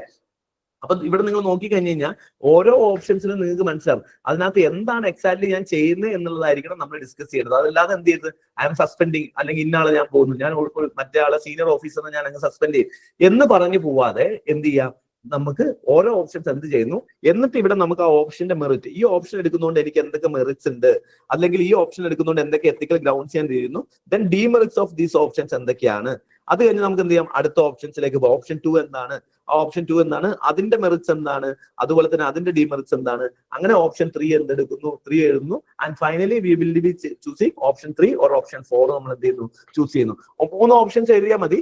ഇനി വലിയ കേസ് സ്റ്റഡി, ഇവിടേക്ക് 3 ഓപ്ഷന്റെ പോസിബിലിറ്റി ഉള്ളൂ. വലിയൊരു കേസ് സ്റ്റഡി ആണ്, കുറെ പ്രശ്നങ്ങൾ ഉണ്ടെന്നുണ്ടെങ്കിൽ നിങ്ങൾക്ക് 4 ഓപ്ഷൻ വരെയൊക്കെ പോവാം. Okay, that is depends on the question കേട്ടോ. അപ്പൊ 3 ക്വസ്റ്റ്യൻസിലേക്ക് 3 ഓപ്ഷനിലേക്ക് നിങ്ങൾക്ക് പോകാന്നുള്ളതാണ്. അപ്പൊ ഇവിടുത്തെ നിങ്ങൾക്ക് ഉള്ള ഓപ്ഷൻസ് എന്ന് പറയുന്നത് എന്തൊക്കെ ഓപ്ഷൻസ് ആയിരിക്കും ഈ ഒരു സ്ഥലത്ത്, ഇവിടെ നിങ്ങൾക്ക് എന്തൊക്കെ ഓപ്ഷൻസ് അവൈലബിൾ ആണ്. നമ്മളിപ്പോ കുറച്ച് ഓപ്ഷൻസ് പറഞ്ഞു അല്ലെ. അപ്പൊ ഒന്നാമത്തെ ഓപ്ഷൻസ് എന്ന് പറയുന്നത് എന്താണ്, ഈ പറഞ്ഞ പോലെ നിങ്ങൾക്ക് എന്ത് ചെയ്യാം, ഈ സിറ്റുവേഷൻ അവോയ്ഡ് ചെയ്യാം എന്നുള്ളതാണ്. പക്ഷെ ഈ ഓപ്ഷൻ ഇവിടെ കൃത്യമായിട്ട് എന്ത് ചെയ്യാൻ പറ്റില്ല, എടുക്കാൻ പറ്റില്ല. കാരണം ഈ ഓപ്ഷൻ എടുക്കാൻ പറ്റാത്തതിന്റെ വലിയ പ്രശ്നം, ഈ ഓപ്ഷൻ നിങ്ങൾക്ക് ഇവിടെ കൃത്യമായിട്ട് എടുക്കാൻ പറ്റില്ല. കാരണം ഈ ഓപ്ഷൻ നിങ്ങൾക്ക് എടുക്കാൻ പറ്റാത്തതിന്റെ ഏറ്റവും വലിയ പ്രോബ്ലം എന്താണെന്ന് വെച്ച് കഴിഞ്ഞാൽ ഇവിടെ കൃത്യമായിട്ട് പറഞ്ഞിട്ടുണ്ട് സീമയുടെ വർക്ക് എന്ത് ചെയ്യണം, കണ്ടിന്യൂ ചെയ്യുകയും വേണം എന്ന് പറഞ്ഞിട്ടുണ്ട്. അതല്ല ഈ ക്വസ്റ്റ്യനില് ക്വസ്റ്റ്യൻ മാറുന്ന ശ്രദ്ധിച്ചോ, ഇവിടുന്ന് ഞാൻ ഈ സീമനെ റിട്ടേൺ ചെയ്യേണ്ട എന്നുള്ളൊരു പാർട്ടിനെ ഞാൻ അവോയ്ഡ് ചെയ്യുവാണെന്നുണ്ടെങ്കിൽ എനിക്ക് എന്ത് ഓപ്ഷൻ ഉണ്ട്, ഈ സിറ്റുവേഷൻ അവോയ്ഡ് ചെയ്യാനുള്ള ഓപ്ഷൻ ഉണ്ട്. എനിക്ക് പറയാം ഞാൻ ഇവിടെ ഒരു ആക്ഷനും എടുക്കില്ല, ഒരു ആക്ഷനും എടുക്കാതെ ഞാൻ കണ്ടിന്യൂസ് ആയിട്ട് എന്ത് ചെയ്യും, എന്റെ വർക്ക് കണ്ടിന്യൂ ചെയ്ത് പോവേ ഞാൻ ചെയ്യുള്ളൂ എന്നൊരു ഓപ്ഷൻ എനിക്ക് എടുക്കാം. പക്ഷെ ഈ ഒരു ഓപ്ഷൻ ഇവിടെ എനിക്ക് എടുക്കാൻ പറ്റാത്തതിന്റെ കാരണം ഇവിടെ ഈ സീമ ഇവിടെ വർക്ക് ചെയ്യുന്നത് കണ്ടിന്യൂ ചെയ്യണം എന്നുള്ളത് ഞാൻ എൻഷുർ ചെയ്യണം എന്നത് ക്വസ്റ്റ്യൻ തന്നെ പറയുന്നുണ്ട്. അപ്പൊ സീമ ഓൾറെഡി റിസൈൻ ചെയ്യാൻ പോവാന്നുള്ളതും ക്വസ്റ്റ്യൻ പറയുന്നുണ്ട്. അപ്പൊ എനിക്ക് ഇവിടെ അവോയ്ഡ് ചെയ്യാന്നുള്ള ഒരു ഓപ്ഷൻ എനിക്ക് എന്തല്ല ഒരു സ്യൂട്ടബിൾ ഓപ്ഷൻ ആയിട്ട് എനിക്ക് ഇപ്പൊ പറയാൻ പറ്റില്ല. കാരണം ഓൾറെഡി എന്താണ് അങ്ങനെ പറയുകയാണെന്നുണ്ടെങ്കിൽ ഈ ക്വസ്റ്റ്യന് ഡയറക്റ്റീവിന് അഗേൻസ്റ്റ് ആയി പോകുന്നത്. അപ്പൊ എനിക്ക് ഇവിടെ അവോയ്ഡിങ് ഓപ്ഷൻ ഇല്ല. പക്ഷെ എനിക്ക് എന്ത് ചെയ്യാൻ പറ്റും, ഫസ്റ്റ് വേസ്റ്റ് ഓപ്ഷൻ എന്തായിരിക്കും, എനിക്ക് ഇതിന്റെ ഏറ്റവും ഈസി എന്ന് പറയുന്നത് ഈ സീനിയർ ഓഫീസറിന് ഞാൻ അങ്ങ് ട്രാൻസ്ഫർ ചെയ്താൽ പോലെ. സോ ലാസ്റ്റ് പ്രൊജക്ട് ആണ് എന്തെങ്കിലും പറഞ്ഞിട്ട് നമുക്ക് എന്ത് ചെയ്യാം, ഇയാളുടെ എത്തിക്കൽ ബിഹേവിയർ കറക്റ്റ് അല്ല എന്ന് പറഞ്ഞിട്ട് ഇയാൾ എന്ത് ചെയ്യാം, I can transfer him to different project. So the worst option എന്ന് പറയുന്നത് എന്താണ്, ഈ സിറ്റുവേഷൻ ഈസി ആയിട്ട് എനിക്ക് ഹാൻഡിൽ ചെയ്യാം, അയാളെ ട്രാൻസ്ഫർ ചെയ്യുന്നു എന്നുള്ളത്. പക്ഷെ ഇവിടെ ഉള്ളതുകൊണ്ട് എന്തുണ്ട്, കുറെ പ്രോബ്ലംസ് ഉണ്ട് ഇവിടെ ട്രാൻസ്ഫർ ചെയ്യുന്നതുകൊണ്ട്. എന്തൊക്കെയാണ്, ഒന്ന് വളരെ സീനിയർ ആയിട്ടുള്ള ഓഫീസറാണ് ആൻഡ് പ്രൊജക്റ്റിൽ ഇത്രയും എന്താണ് സീമന്റെ കോൺട്രിബ്യൂഷൻ തന്നെ പോലെ തന്നെ വളരെ ഇമ്പോർട്ടന്റ് ആണ് ഈ സീനിയർ ആർക്കിടെക്ചറിന്റെ കോൺട്രിബ്യൂഷൻ. ബിക്കോസ് സീമ പുതിയ കുറച്ച് ചേഞ്ചസ് മാത്രം പറഞ്ഞിട്ടുള്ളൂ, പക്ഷെ ഇതിന്റെ തുടക്കം മുതലേ ഇതിന്റെ കൂടെയുള്ള ഒരാളാണ് സീനിയർ ആർക്കിടെക്ട് എന്ന് പറയുന്നത്. അപ്പം ഈ പ്രൊജക്ടിന്റെ കംപ്ലീറ്റ് ലൈഫ് തന്നെ ചിലപ്പോൾ സബോട്ടാജഡ് ആയി പോകും സീനിയർ എക്സ്പീരിയൻസ് ഉള്ള ഒരാൾ ഈ പ്രൊജക്ടിനോട് ഇല്ല എന്നുണ്ടെങ്കിൽ. So it is very important that we need to have a seniors perspective in this project. അപ്പൊ ഈ പ്രോജക്റ്റിൽ നമുക്ക് കുറെ പോസിറ്റീവ് ഉണ്ട്, സീമേനെ നമുക്ക് എന്ത് ചെയ്യാൻ പറ്റും, കണ്ടിന്യൂ ചെയ്യാൻ പറ്റും. അതുപോലെ തന്നെ ഹറാസ് ചെയ്യുന്ന ഒരാളെ നമുക്ക് ഒഴിവാക്കാൻ പറ്റും. സോ ചിലപ്പോൾ നാളെ ഇങ്ങനത്തെ ഹറാസ്മെന്റ് ഇവിടെ ഇല്ലാതിരിക്കും. നെഗറ്റീവ് ആയുള്ള ഓപ്ഷൻസ് എന്താണ്, സീനിയർ ആയിട്ടുള്ള ഒരു ഓഫീസർ ഇല്ലാതായി പോകുന്നു, നമ്മൾ എന്ത് ചെയ്യുന്നില്ല, സീനിയർ ഓഫീസറിന് ഒരു ചാൻസ് കൊടുക്കുന്നില്ല. We are not giving a chance to അത് റെക്ടിഫൈ ചെയ്യാനുള്ള ചാൻസും കാര്യങ്ങളൊന്നും ഇല്ല. ഇങ്ങനെയുള്ള പ്രോബ്ലംസ് ഒക്കെ ഈ കേസിൽ ഓപ്ഷൻസിലുണ്ട്. Then will go to the option number 2. ഇവിടെ ഓപ്ഷൻ നമ്പർ 2ലേക്ക് പോകുന്ന സമയത്ത് നമുക്ക് എന്ത് ചെയ്യാൻ പറ്റും, നമുക്ക് ഇവിടെ ഇമ്മീഡിയറ്റ് ആയിട്ട് ചെയ്യാൻ പോകുന്നത് ഇത് ഇൻഫോർമൽ കൗൺസിലിംഗിലേക്ക് പോവാം അല്ലെ. സോ ഇൻഫോർമൽ കൗൺസിലിംഗിൽ ചെയ്യാം. ഇൻഫോർമൽ കൗൺസിലിംഗിൽ നമ്മൾ പോയിട്ട് എന്ത് ചെയ്യും, നമുക്ക് ഇവിടെ പറയാം, ഇവിടെ കൗൺസിലിൽ പോയിട്ട് നമുക്ക് സീനിയർ ഓഫീസറിന്റെ അടുത്ത് പോയിട്ട് നമുക്ക് പറയാം ലൈക്ക് ഇങ്ങനെയൊക്കെ വിഷയങ്ങൾ നിങ്ങൾ ഉണ്ടാക്കുന്നുണ്ട്, സോ ഇത്ര പ്രോബ്ലംസ് നിങ്ങൾ പേടിക്കുന്ന പോലെ നിങ്ങൾ എന്താണ് ഇൻസെക്യൂർ ആയതുകൊണ്ടാണ്, നിങ്ങൾ എന്തിനാണ് ഇൻസെക്യൂരിറ്റി ആവുന്നത്. You can also talk about what is ethical leadership to him. So എന്തൊക്കെയാണ് എത്തിക്കൽ ലീഡർഷിപ്പ്, നിങ്ങൾ എങ്ങനെയാണ് ബേസിക്കലി ഇത് ഈ കുട്ടിയെ അല്ലെങ്കിൽ ഒരു ആളെ ടീം സ്പിരിറ്റിൽ അംഗീകരിക്കുമ്പോഴാണ് നിങ്ങൾ വലിയ ആളാവുന്നതും നിങ്ങൾ ആ ഒരു റെക്കഗ്നിഷൻ കൂടുതൽ കിട്ടുന്നതും. അതിന്റെ എക്സാമ്പിൾസ് ആയിട്ടുള്ള ഇപ്പം ഈ ശ്രീധരനെ പോലെയുള്ള ആളുടെ എക്സാമ്പിൾ, അല്ലെങ്കിൽ അബ്ദുൽ കലാം സാറിനെ പോലെയുള്ള ആളുകളുടെ എക്സാമ്പിൾസ്, ഇതുപോലെയുള്ള ഇമോഷണൽ, ഇവിടെ കണ്ടില്ല, ഇവിടെ നമ്മൾ ഇമോഷണൽ ഇന്റലിജൻസ് ആണ് യൂസ് ചെയ്യുന്നത്. We are trying to understand the emotion of other person. He has the problem of insecurity വന്നതുകൊണ്ടാണ്. അപ്പൊ ആ ഇൻസെക്യൂരിറ്റി എങ്ങനെ അഡ്രസ് ചെയ്യാം എന്നുള്ള രീതിയിലാണ് നമ്മൾ ഇവിടെ എന്ത് ചെയ്യുന്നത്, സൊല്യൂഷൻസ് നമുക്ക് എന്ത് ചെയ്യാൻ പറ്റും, കൊടുക്കാൻ പറ്റും എന്നുള്ളതാണ്. ആൻഡ് മൂന്നാമത്തെ ഓപ്ഷൻസ് എന്ന് പറയുന്നത് എന്താണ് ഇതിനകത്ത്, അല്ലെങ്കിൽ നമുക്ക് എന്ത് ഇതിനകത്ത് രണ്ടാമത്തെ ഓപ്ഷൻ, ഇത് മൂന്നാമത്തെ ഓപ്ഷൻ ആയി. രണ്ടാമത്തെ ഓപ്ഷൻ ശരിക്കും ഇതിനകത്ത് ലീഗലി ഇന്റർവ്യൂ ചെയ്യാനുള്ളതാണ്. എന്ത് ചെയ്യാം, ഡയറക്റ്റ് ലീഗൽ ആക്ഷൻസ് വേണമെങ്കിൽ പ്രപ്പോസ് ചെയ്യാം. സീമനോട് വേണമെങ്കിൽ എന്ത് ചെയ്യാൻ പറ്റും, കംപ്ലൈന്റ് ഫയൽ ചെയ്യാൻ വേണ്ടി നമുക്ക് വേണമെങ്കിൽ പ്രപ്പോസ് ചെയ്യാം. പക്ഷെ ഇവിടെ എന്ത് ചെയ്യുന്നുണ്ട്, ഇവിടെ ഈ പറഞ്ഞ പോലെ നമ്മുടെ പ്രൊജക്ടിന് സപ്പോർട്ട് ചെയ്യും. സോ ഇതിനകത്ത് ബെസ്റ്റ് ഓപ്ഷൻ എന്ന് പറയുന്ന ഒരു കൗൺസിലിംഗ് ഇൻഫോർമൽ ഡിസ്കഷൻ മീറ്റിംഗ് വിളിച്ചിട്ട് അത് പബ്ലിക്കലി എന്ത് ചെയ്യുക, സീമേനെ അപ്രീഷിയേറ്റ് ചെയ്യുന്ന ഒരു ആക്ഷൻ നമുക്ക് ഇവിടെ എടുക്കണം. അതുപോലെ ആ പബ്ലിക്കലി നമുക്ക് എന്ത് ചെയ്യണം, ഈ ആക്ഷൻ എടുത്തിട്ട് സീമയ്ക്ക് എന്തെങ്കിലും ഗ്രിവൻസസ് ഉണ്ടെങ്കിൽ ആ ഗ്രിവൻസസ് റിഡ്രസലിനുള്ള ഓപ്ഷൻസും കൊടുക്കണം. അതുകൊണ്ട് മൂന്നാമത്തെ ഓപ്ഷൻസ് എന്തിനൊക്കെ ഗുണങ്ങളുണ്ട്, കൃത്യമായുള്ള ആ ഫോളോ അപ്പ് നമുക്ക് ചെയ്യാൻ പറ്റും, സീമേനെ എൻഷുർ ചെയ്യാൻ പറ്റും, നല്ല ടീം സ്പിരിറ്റ് നമുക്ക് കൊണ്ടുവരാൻ പറ്റും. അതുപോലെ തന്നെ ഈ സീനിയർ ഓഫീസർ, സിൻസ് നമുക്ക് ഇയാൾ സപ്പോർട്ട് ചെയ്ത് പറയുകയും ചെയ്യാം, since is a senior officer, he will understand the relevance of team importance നമുക്ക് മനസ്സിലാക്കി കൊടുക്കാൻ പറ്റുന്നത്. This is maybe because of some small insecurity impacted him അതുകൊണ്ട് മാത്രമായിരിക്കും അയാൾ അങ്ങനെ ബിഹേവ് ചെയ്യുന്നത്. Otherwise is having A pure track record. ഇയാൾ ഒരു മോശപ്പെട്ട ഓഫീസറാണ് ഈ കേസ് സ്റ്റഡീസിൽ എവിടെയും പറയുന്നില്ല, ഇത് ഈ ഇൻസിഡന്റ് അല്ലാതെ. അപ്പൊ this is the first incidence എന്നൊക്കെ വേണമെങ്കിൽ നമുക്ക് പറയാം. കാരണം നമ്മളിവിടെ ബയാസ്ഡ് ആവേണ്ട കാര്യമില്ല. ഇപ്പൊ നിങ്ങൾ ഓൾറെഡി ഇയാൾ ഒരു മോശമായിട്ടായിരിക്കും നിങ്ങളെ മനസ്സിൽ കണ്ടിട്ടുണ്ടാവുക. അപ്പൊ ഒരു പ്രോബ്ലം എന്താ വെച്ചാൽ നിങ്ങൾ ചിലപ്പോൾ ബയാസ്ഡ് ആയിട്ടുള്ള ഓപ്ഷൻസ് ഒക്കെ എടുക്കും. അപ്പൊ നിങ്ങൾ ശ്രദ്ധിക്കേണ്ട എന്താ വെച്ച് കഴിഞ്ഞാൽ, അയാളെ പറ്റി വേറെ എന്തെങ്കിലും പറഞ്ഞാൽ, അയാൾ വേറെ ലൈഫിൽ എന്തെങ്കിലും മോശമായിട്ടോ അല്ലെങ്കിൽ അയാൾ പണ്ട് മുതലേ ഇങ്ങനെയാണെന്നും ഈ കേസ് സ്റ്റഡീസിൽ എവിടെയും പറഞ്ഞിട്ടില്ല. അപ്പൊ don't judge the person. Okay, എന്ത് ചെയ്യാൻ പറ്റും, ഈ ഒരു ഇൻസിഡൻസിനെ മാത്രം എന്ത് ചെയ്യുക, എടുത്തിട്ട് നമുക്ക് കാര്യങ്ങൾ ചെയ്യുക എന്നുള്ളതാണ് ഇവിടെ ചെയ്യേണ്ടത്. ഓക്കെ, സോ ഈ ഇതിലേക്ക് നിങ്ങൾ പോകുന്ന സമയത്തേക്ക് നിങ്ങൾക്ക് എന്ത് ചെയ്യാന്ന് വെച്ച് കഴിഞ്ഞാൽ, ഇതിനകത്ത് ഓപ്ഷൻസ് എന്ത് ചെയ്യാം, ഇങ്ങനെ ഓരോ ഓപ്ഷൻസ് ചൂസ് ചെയ്യാം. ഇനി രണ്ടാമത്തെ ക്വസ്റ്റ്യൻസിലേക്ക് വരുന്ന സമയത്തേക്ക് ഇവിടെ നോക്കി ഇവിടെ എന്താണ് നമുക്ക് രണ്ടാമത്തെ question, what would be the response to Seema predicament എന്നുള്ളതാണ് ഇവിടെ ചോദ്യം. സോ ഇവിടെ നമ്മൾ പ്രെഡിക്മെന്റിൽ എന്തൊക്കെ ചോദ്യങ്ങൾ നമുക്ക് ഇവിടെ എത്താൻ പറ്റും, ഇവിടെ എന്തൊക്കെ നിങ്ങൾക്ക് എഴുതാൻ പറ്റും, ഈ എന്തൊക്കെ കാര്യങ്ങളാണ് സീമേനെ നമുക്ക് ശരിയാക്കി എടുക്കാൻ വേണ്ടി ചെയ്യാൻ പറ്റുക. ഒന്നെന്ത് ചെയ്യാം, സീമയ്ക്ക് കൗൺസിലിംഗ് കൊടുക്കാം അല്ലെ. സീമയ്ക്കിനെ പോലെ തന്നെ നമുക്ക് പബ്ലിക്കായിട്ട് സീമേനെ നമുക്ക് എന്ത് ചെയ്യാം, അപ്രീഷിയേറ്റ് ചെയ്യാം.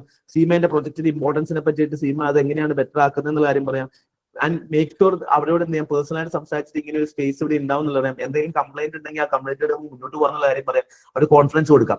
ഇനിയാണ് രണ്ടാമത്തെ പാർട്ട്. അതിലാണ് നിങ്ങൾ ഏറ്റവും ഇമ്പോർട്ടന്റ് ആയി ശ്രദ്ധിക്കുന്ന ഒരു പാർട്ട്. ഇവിടെയും വീണ്ടും നിങ്ങളെ ഒരു ആസ് എ ലീഡർഷിപ്പ് റോൾ എന്താണെന്നുള്ളതാണ് ഇവിടെ ചെക്ക് ചെയ്തത്. ഓക്കെ, അത് എത്രത്തോളം നിങ്ങൾ എന്ത് ചെയ്യുന്നു, ഇമോഷണലി ഒരാളെ പെർസ്യൂ ചെയ്യാൻ പറ്റുന്നു എന്നുള്ളത് ഇവിടെ നോക്കുന്നുണ്ട്. ഈ ഒരു പബ്ലിക് സർവീസിൽ പെർസ്യൂഷൻ സ്കില്ലൊക്കെ നോക്കുന്നുണ്ട്. പക്ഷെ ഇവിടെയാണ് നിങ്ങൾ ഒരു ഓഫീസിൽ നിങ്ങൾക്ക് ട്രാൻസ്ഫോം ചെയ്യാനുള്ള ഒരു ഓപ്പർച്യൂണിറ്റി. ഇവിടെ നിങ്ങൾ വളരെ ഇന്നോവേറ്റീവ് ആയി കഴിഞ്ഞ് കഴിഞ്ഞാൽ വളരെ ബെറ്റർ ആയിരിക്കും. അതായത് ഇതേ സിറ്റുവേഷൻ ഇനിയും ഈ ഇൻസ്റ്റിറ്റ്യൂഷനിൽ വന്നുകൂടെ, അന്ന് നിങ്ങളല്ല ഇവിടുത്തെ ഓഫീസറെങ്കിൽ ഇതൊരു വലിയ പ്രോബ്ലത്തിലേക്ക് എത്തില്ലേ. അങ്ങനെയാണ് എന്നുണ്ടെങ്കിൽ ഇപ്പൊ നിങ്ങൾക്ക് ഒരു ചാൻസ് ഉണ്ട്. എന്താണ് ചാൻസ്, നാളെ ഇങ്ങനെ ഒരു ഇഷ്യൂ വന്നു കഴിഞ്ഞാൽ അത് ഇങ്ങനെ ഒരു ഇഷ്യൂ ഒന്നും വരാൻ പാടില്ല. അങ്ങനെ ഒന്ന് വന്നു കഴിഞ്ഞാൽ അത് വളരെ സ്മൂത്ത് ആയിട്ട് എന്ത് ചെയ്യണം, ഇവിടുന്ന് നമുക്ക് ആ ഇഷ്യൂസ് സോൾവ് ചെയ്യാൻ പറ്റണം. അങ്ങനെ നിങ്ങൾക്ക് സോൾവ് ചെയ്യാൻ പറ്റണം എന്നുണ്ടെങ്കിൽ നിങ്ങൾ എന്ത് ചെയ്യണം, വളരെ പ്രോപ്പർ ആയിട്ടുള്ള ഒരു ആക്ഷൻ ആണ് ഇവിടെ എടുക്കേണ്ടത് എന്ന് നിങ്ങൾക്ക് മനസ്സിലായല്ലോ. അപ്പം എന്ത് ചെയ്യണം, ഇവിടെ ഒരു പുതിയ ചേഞ്ചസ് കൊണ്ടുവരാനുള്ള ഒരു ഓപ്പർച്യൂണിറ്റി നിങ്ങൾക്കുണ്ട്.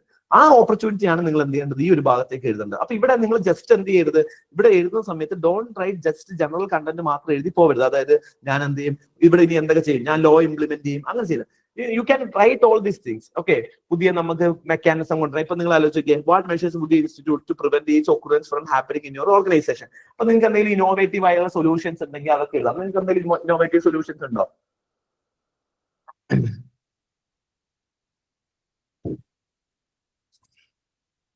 എന്തെങ്കിലും ഇന്നോവേറ്റീവ് സൊല്യൂഷൻ ഉണ്ടോ?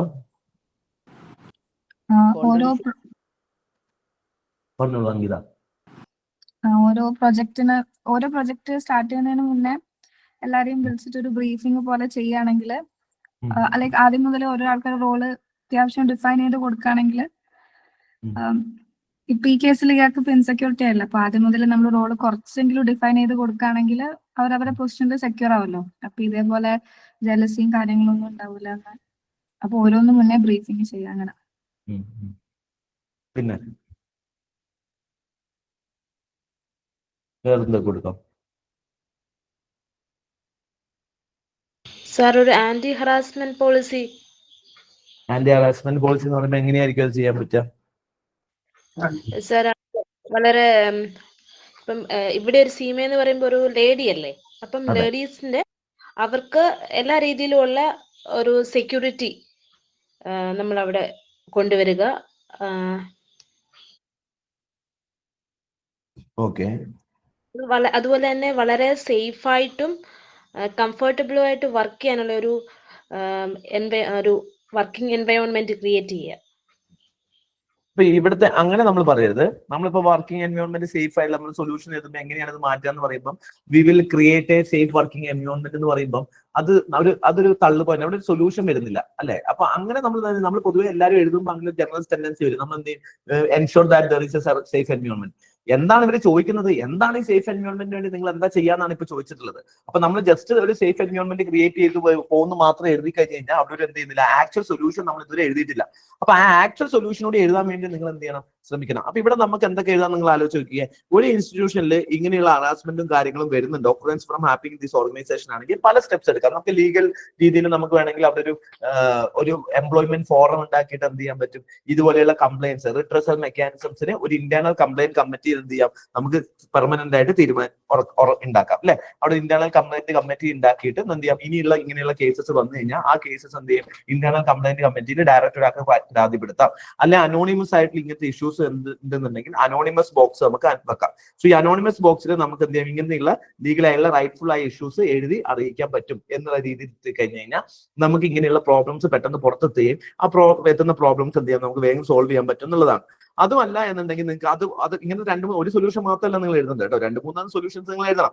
അതുപോലെ തന്നെ ഇവിടെ എന്ത് ചെയ്യണം, ഇവിടെ നിങ്ങൾക്ക് മനസ്സിലായില്ല, ഇവിടെ ടീം സ്പിരിറ്റിന്റെ ഇഷ്യൂ ആണുള്ളത്.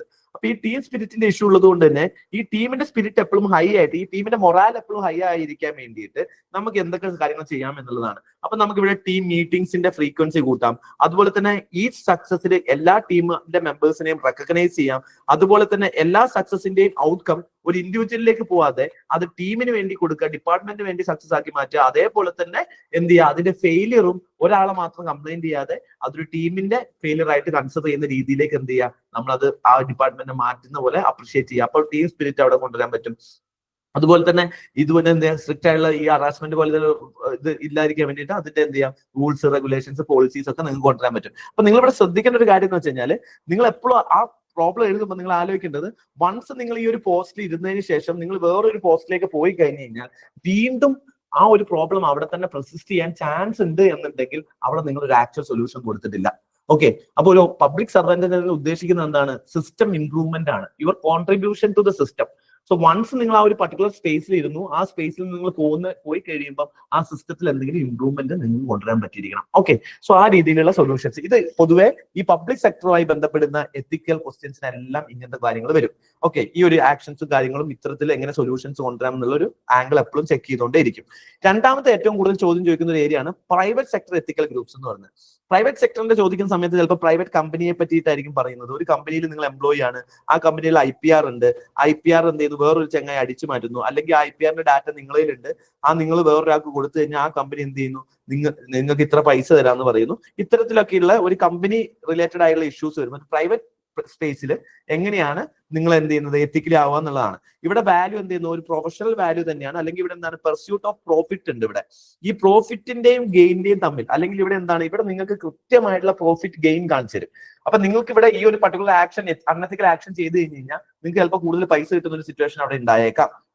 അപ്പം ആ പ്രോഫിറ്റ് ആൻഡ് ഗെയിൻ എന്ന് പറയുന്ന സിറ്റുവേഷൻ ആണ് ഇവിടെ ഉണ്ടാവുക. അല്ലെങ്കിൽ എത്തിക്കൽ ഡിലമാസ് നമുക്ക് എന്ത് ചെയ്യും, ഇവിടെയും നിങ്ങൾക്ക് കോഴ്സ് ഓഫ് ആക്ഷനും എത്തിക്കൽ ഡിലമാസ് എന്താണെന്ന് ചോദിച്ചിട്ടുണ്ടായിരിക്കും, എത്തിക്കൽ ഇഷ്യൂസ് എന്താണ് പ്രൈവറ്റ് ലൈഫിൽ.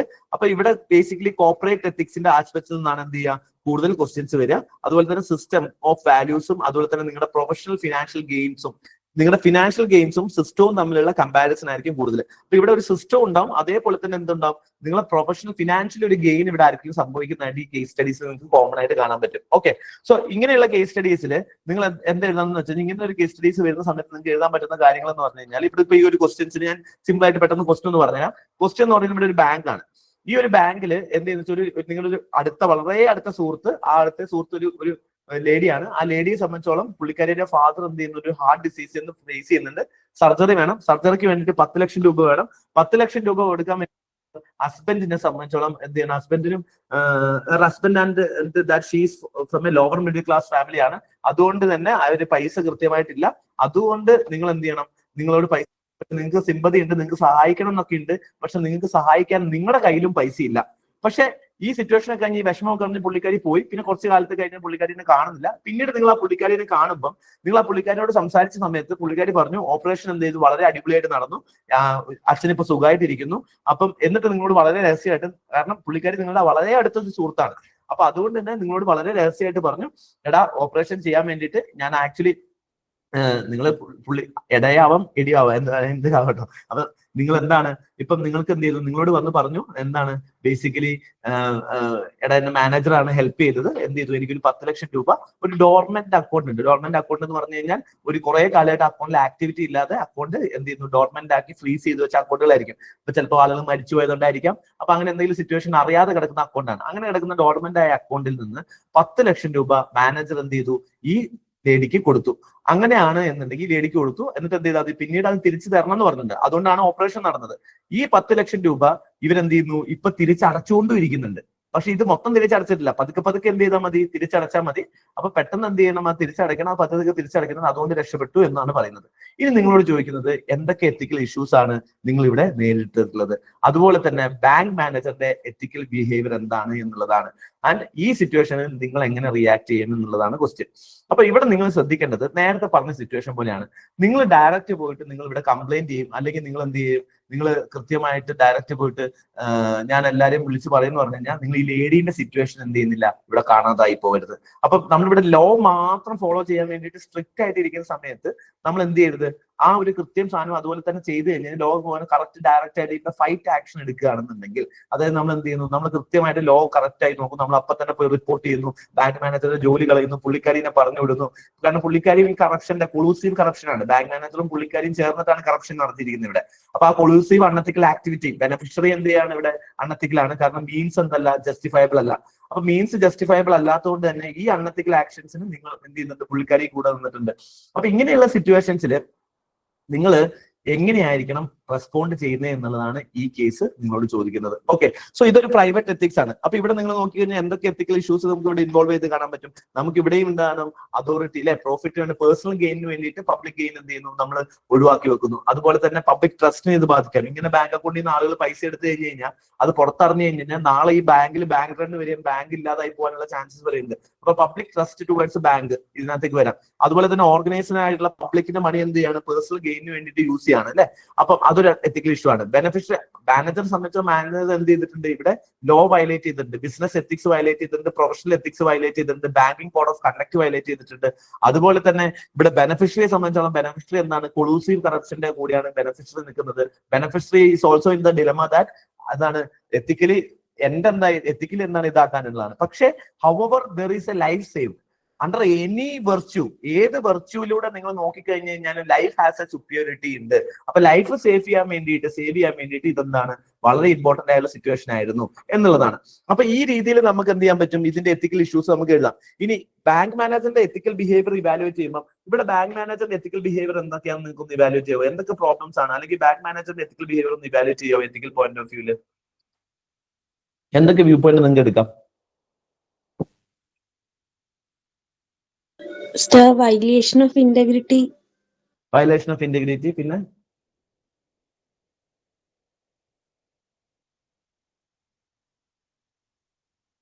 പബ്ലിക് ട്രസ്റ്റിനെ ബാധിച്ചിട്ടുണ്ട്, ബ്രേക്കിംഗ് ലോ, പിന്നെ ബ്രേക്കിംഗ് ദ ലോ.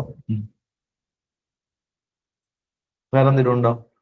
പിന്നെ പുള്ളിക്ക് ഒരു ലൈഫ് സേവിങ് ആറ്റിറ്റ്യൂഡ് ഉണ്ട് ഓവർ ദ ലോയിനേക്കാൾ ഇത് പ്രയോറിറ്റൈസ് ചെയ്തിട്ട് നിൽക്കുന്നുണ്ട്. Okay, very important. ഇവിടെ നമ്മള് വെരി ഗുഡ്. ഇവിടെ നമ്മൾ കാണേണ്ട വ്യൂ എന്ന് പറഞ്ഞു കഴിഞ്ഞാൽ നിങ്ങൾ ഇവിടെ എന്ത് ചെയ്യരുത്, ബയാസ്ഡ് ആവരുത്. നിങ്ങൾ ഒരു സൈഡ് മാത്രം കണ്ടിട്ട് ആൻസർ എഴുതരുത്.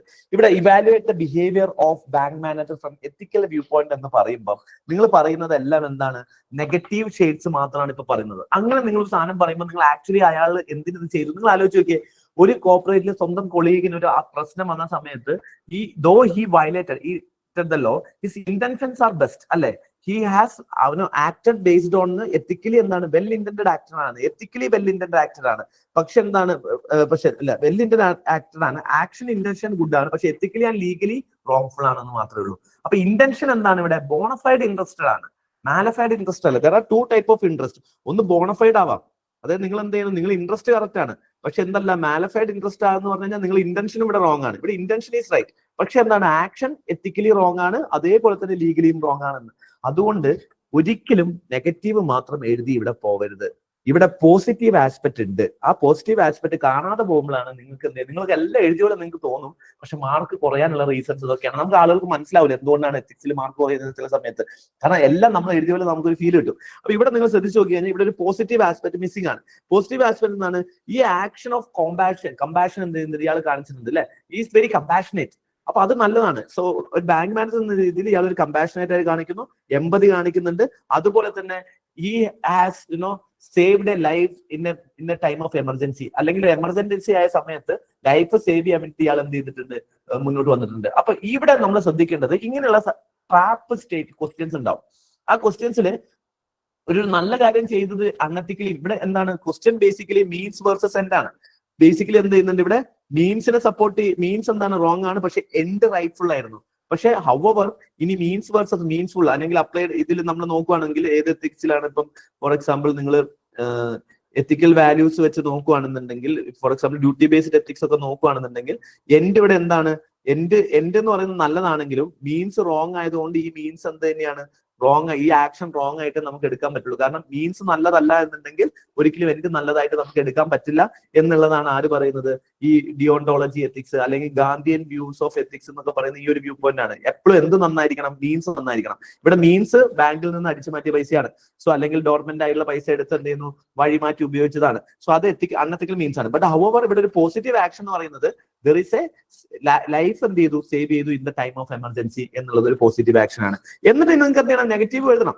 നെഗറ്റീവ് എഴുതണ്ട എന്നുള്ളതല്ല, പോസിറ്റീവ് എന്തായാലും എഴുതിയതിനു ശേഷം മാത്രം 2 പോയിന്റ് ഇവിടെ എഴുതിയതിനു ശേഷം മാത്രമേ നെഗറ്റീവ് പോയിന്റ് എഴുതാവുള്ളൂ. ഇനി നെഗറ്റീവ് പോയിന്റിൽ നിങ്ങൾ പറഞ്ഞാൽ ഈ കാര്യങ്ങളൊക്കെ എഴുതാം. ഇവിടെ എന്തുണ്ട്, ട്രസ്റ്റ് ഡെഫിസിറ്റ് വന്നിട്ടുണ്ട്, അതുപോലെ ഇന്റഗ്രിറ്റി എന്ത് ചെയ്തിട്ടുണ്ട്, ലോ വയലേറ്റ് ചെയ്തിട്ടുണ്ട്, ബാങ്കിങ് ലോസ് എന്ത് ചെയ്തിട്ടുണ്ട്. ഇവിടെ ബാങ്കിങ് ലോസിന്റെ കാര്യം എഴുതാതെ ഇരിക്കരുത്. കാരണം ഇവിടെ എന്താണ്, ഒരു പ്രൊഫഷണൽ പ്രൈവറ്റ് പാർട്ടികളാണ് ഇതെല്ലാം. ബിസിനസ് ആണെങ്കിൽ നിങ്ങൾക്ക് ബിസിനസ് എത്തിക്സ് ലെഫ്റ്റ് ആയി എന്ന് പറഞ്ഞിട്ട് ഒഴിവാക്കി എന്ന് പറഞ്ഞിട്ട് നിങ്ങൾക്ക് എഴുതാൻ പറ്റും. അതേപോലെ തന്നെ റൂൾസ് എന്ത് ചെയ്യാൻ പറ്റില്ല.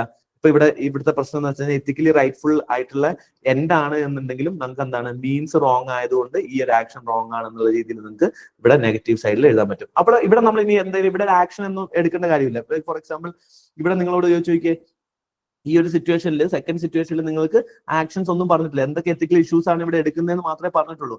ഇനി how do you react to the situation എന്നുള്ളതാണ് ചോദിച്ചിരിക്കുന്നത്. ഈ സിറ്റുവേഷനിൽ നിങ്ങൾ എങ്ങനെ റിയാക്ട് ചെയ്യും? ഇവിടെ എത്ര ഓപ്ഷൻ ആൻസർ വേണം,